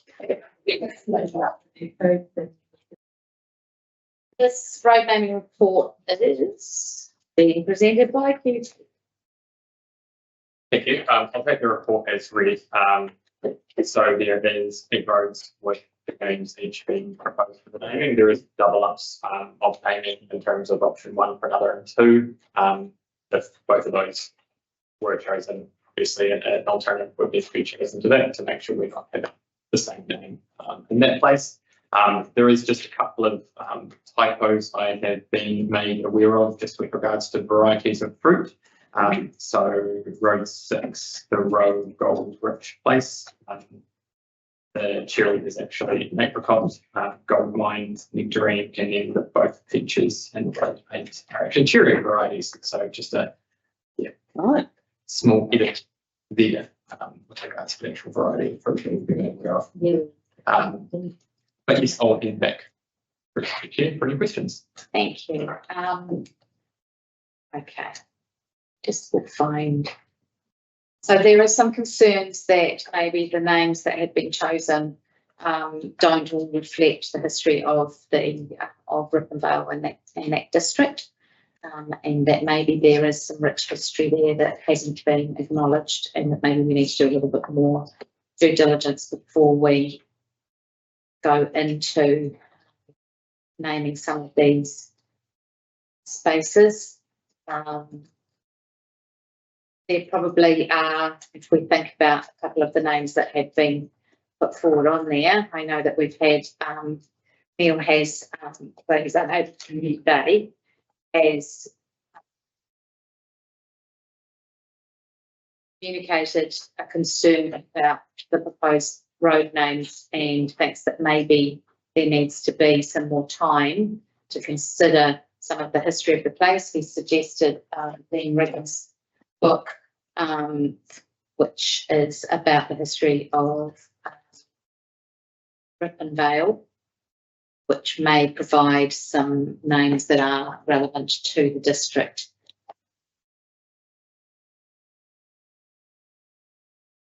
People, what are you thinking? Unless you're part of the Vandervelden family, I don't think anybody's going to thank you for a road name that long. And there is a Velden. Vandervelden, isn't it? Yeah. I ain't named the road after you anytime soon either, really, sorry. Nobody will spell that right. Well, and of course, with it being a single word, it's not really correct yet. So, yeah. Ease of spelling is, I think, quite big consideration. The amount of mail that gets through with a stretch called necklace. Exactly. Who can say that let alone spell it? And Brown with an E, I'll tell you now, you never get it right. It goes right. And there is also a Velden. Yes, one of Henry's previous versions. I mean, Liza is definitely a Ripponvale name. There's some in there. Yeah, there certainly are some in there, but I don't think we should be doing this piecemeal and just do one. We do two. I think we need to do. And I think that I don't know how people feel about. I mean, we have got streets named after great varieties in the industrial area. We have got, Doesn't mean you need to keep doing. So, no, exactly. well, I wonder if there are better options other than varieties of fruit that we could be looking at. How many I've got the map here in front of me, but how many would be handy to get across the line today? Like, there's obviously a main road, and how many sites? Is there any that we need? Look, I think, it is doing pre-seal inspections, on the road, so I think if it was deferred to a later meeting to consider all roads together, I do not believe, without having spoken to the developer on that, that would, Something make a difference just in terms of their 224C timing for stage one. Yeah. However, it would be helpful to be able to go back to the developer with, obviously you mentioned Liza and the rich history there, that may be an appropriate choice. If there's any roads in there now, that we could give some feedback, or names in there that we could give some feedback on that. Yeah, the fact that Van der Velden is a repeat of the use of the family name. Velden, That's already included in subdivision at Loburn. Velden Place. Yeah. But then can you And allow the fact that it would be.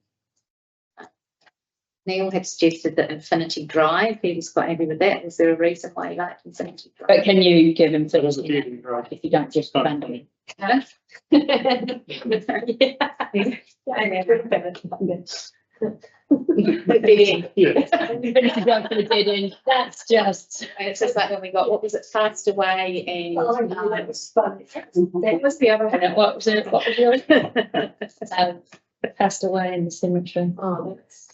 For me, I think we need a good reason to not go off the preset list. And, Yeah, and I think the good reason not to go off the preset list is that you've given us some good history of the place and some reasons why those people's names usurp that. yeah, so like Petrichor and Mueller had pretty good reason, I think, with the Yeah. voluntary one last meeting. I didn't have a problem with that. I think for There's something a bit spiteful about naming streets after what you've ripped out of the grid. that is a little. We did that as well. Yeah. Yeah. No. They commission that.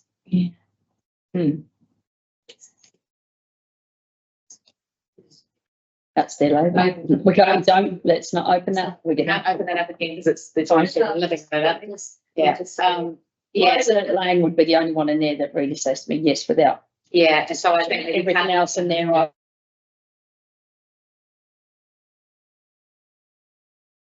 Yeah, I think to go back I think the most sensible option here would be to leave it to lie, to go back to the developer to suggest that they look into some of the historical names of, from the history of the district of that particular part, and that there's plenty of good places to look for that information. rather than just their own names. And or to look at the approved names list that we can then. And I'll just note to, them that if they can't provide a full list, it may look towards that road naming list to, come forward to make a decision at the next meeting.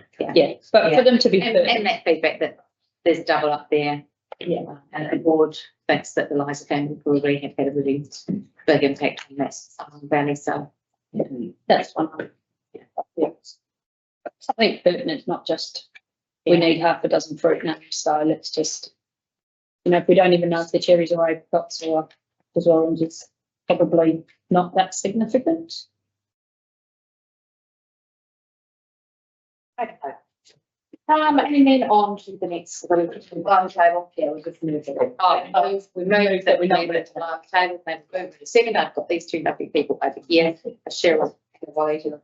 And then we are on to page 155 and probable funding request. And I'm going to, excuse myself. Yeah. Thank you. Well, this is side discussion. He's obviously threatening. It's just good news. Thank you.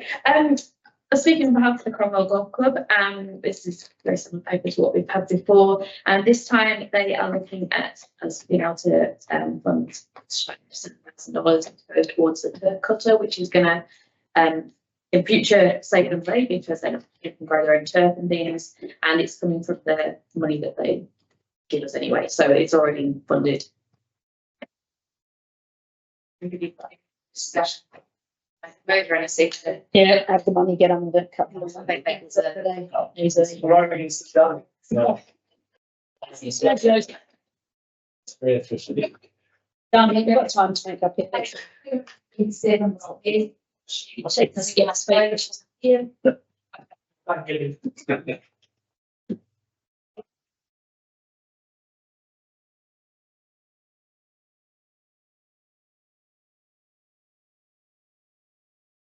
Ready to send you, I've lost it seriously.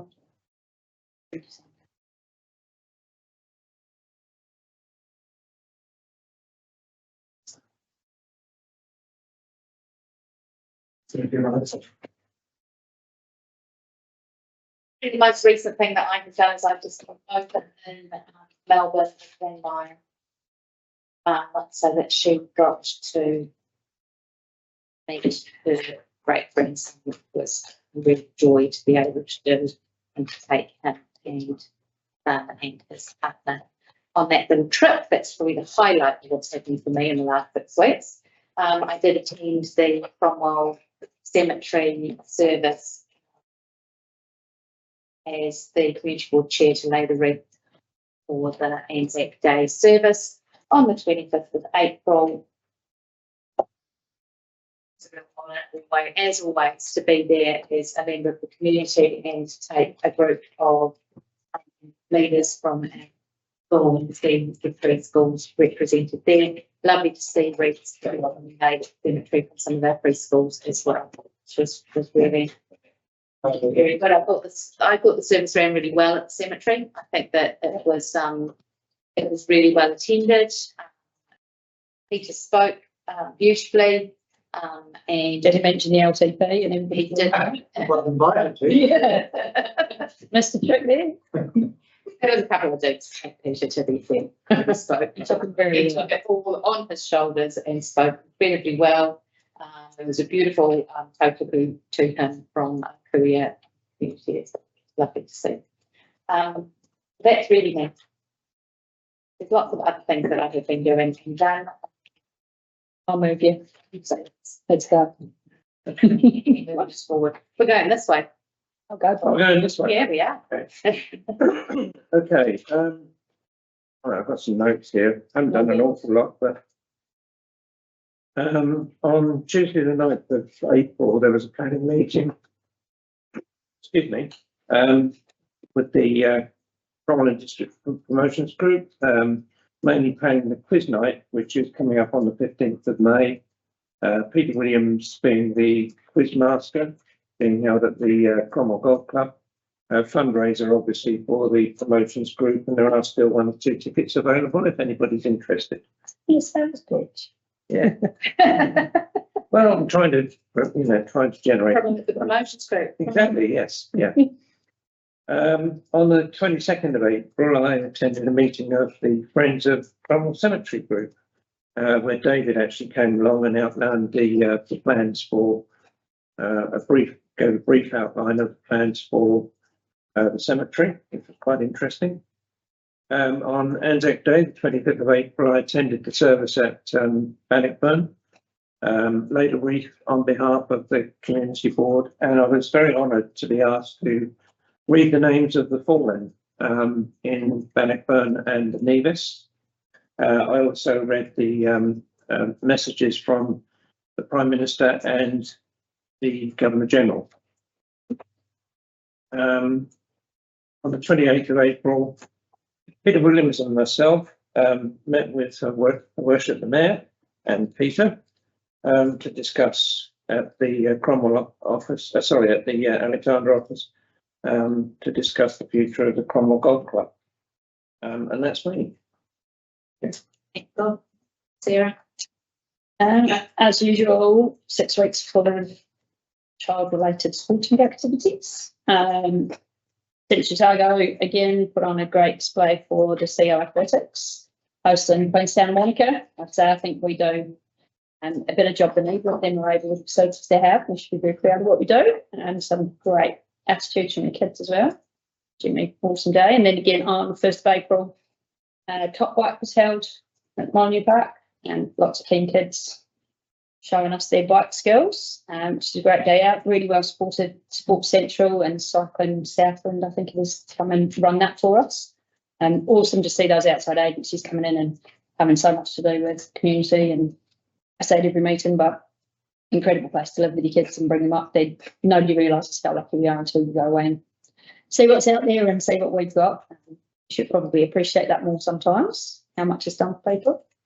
I went to the Wakatipu High School musical production, Mamma Mia, that's on April 1st, and was blown away at the level there. And I think that has put a challenge out to Cromwell, who have just started rehearsing for theirs. So I look forward to attending that one when the rehearsal just started. So I'm not sure when the show will be, but looking forward to that. I was lucky to attend commissioner training for commissioner panel for hearings panels through council, and that was a pretty intense 3 days in Wellington. Learning a lot about the RMA, which is about to be reformed, but awesome opportunity to have that and to learn more about sitting on the hearings panels. So nice to be able to give something back there and be able to be part of that. Part of the AA forum that I sit on for the Central Lakes, I sit on the council for that, and we have had a couple of meetings in the last 6 weeks where we've looked at a submission to NZTA regarding the speed limit on State Highway 8 that goes through the McNulty, past the McNulty junction. I've seen this TC. Looking at a reduction in speed there, given the number and nature of accidents that are occurring there and the amount of traffic growth. So that submission's been made by the AA to reduce that to 80, and we'll see what we get back from that. But also noting that National's proposal to reduce the barriers to gaining your driver's licence mean moving one physical test for our young drivers, and personally couldn't think of anything worse around here, having seen the accidents that we've had, the nature of them, the age and the skill level, and the amount of time behind the wheel of the drivers or bike riders that there are. I think as a community, we really need to be aware of that, and anything that comes out, the AA are attempting to be fairly vocal in that area and partnering with Highlands to really lobby against that. And I think that's, as a community, we really should be backing that any way we can. I think that's crazy that we would take testing, reduce the test requirements. And where else? Anzac ceremony, got told off by Dennis because I wasn't sitting in the seat I was supposed to sit, and apologies for that. I was there, just corralling children. And the Cromwell response group, community response group, has met a couple of times, and we're looking at running a community day again in a couple of months' time, try and get a bit of interest in people and get ready, get through, get your own home ready, get a kid at home so you can be self-sufficient. We're looking at a lot longer than it used to be, say 3 to 5 days. Realistically, it's double that and then some. So getting that message out and trying to get a bit more community engagement and involvement there, that look after your neighbours, do you know who lives where, who's got what, that kind of thing. So look out for that. I will heavily promote that when the time comes. But again, getting that message out, and all about community and sport and knowing who's around you and helping your neighbours out. And that's about me for now. Been out and about. So I attended, just last night, I attended a kids online safety meeting that was at the college. Nice. Yeah, so that was definitely worth going to. Attended 2 long-term plan public workshops, one at the Presbyterian Church and one at the library. Both really low numbers, I'd say poorly attended by the public. Yep. Speedway on Easter and Anzac weekends, and Winter Wheels at Wanaka on the Saturday of Easter. That was really good. Spent a fair bit of time in the ute trying to get there, but you can't design for that traffic, despite what people say. I attended the Lober and Anzac service and AF8 workshop in Alex. It was run by Civil Defence and another couple of groups. At least one meeting with the Friends of Cromwell Cemetery And yeah, there was 2 weeks there where I missed 3 meetings. I said I was going to be here, unfortunately. Can't make more. Yeah. Okay, so after our last community board meeting, we had council next night or the next day. So that was where we just covered off the proposed wastewater environmental performance standards. What they'll be. We've got an update on the local water done well, and that was our report included Timaru. However, Timaru, Waimeti and Mackenzie were out by that stage. So covered off the managing unreasonable complaints and draft, there was drafted the 3-year internal audit, and they just decided and confirmed that the order of the candidate names in the next election would be. So then there was another council meeting on the 31st of March. It's just changes. And then there was a council workshop on the 4th of April. Then again, like Wally ended the LTP consultation at the Presbyterian Church Hall, which I totally agree, it's very disappointing numbers. Likewise, went to Friends of Cromwell Cemetery, grabbed David, and we attended then the old Cromwell same night. So, and hopefully we'll get McNulty House sorted. Went to the Anzac Day service in Terrace, which is always a very good service. It's well supported, lovely local stories, and it was interesting how the person actually spoke, talking about one particular family member that actually then allows that generation to continue.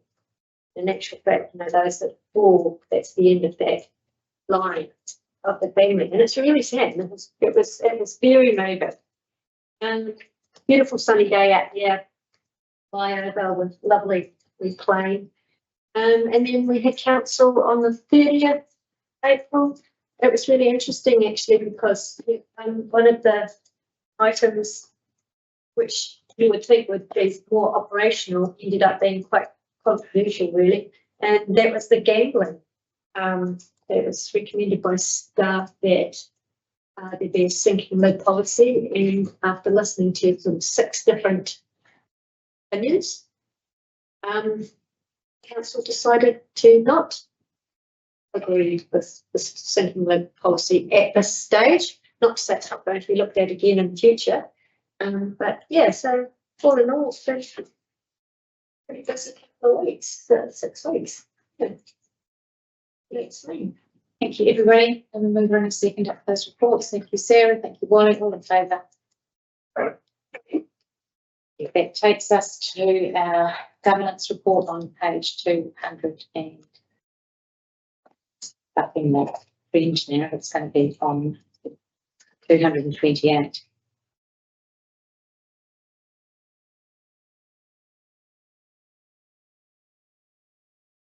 Anything there?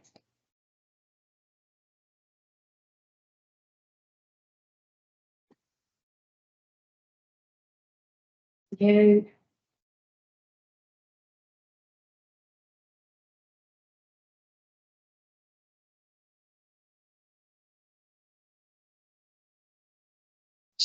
I'll move in a second to receive that report. Yeah. Sure, thank you, Bob. All in favour? Right. The date of our next meeting is Tuesday, the 17th of June. Better? Can't come, it's cross country. Be over and done with by the time you meet at 2 o'clock. Bloody better, well, they should have been there. It's not, I've lost it there. And that takes us to the resolution to exclude the public, which is on 240, a different page, third page, it says on my thing. On page 240, do I have a mover and a seconder for that resolution? Please, thank you. Sure, thank you, Sarah. Please take a moment to refill your coffee cup. Refill your coffee cup, check if there's any solid dog. Oh.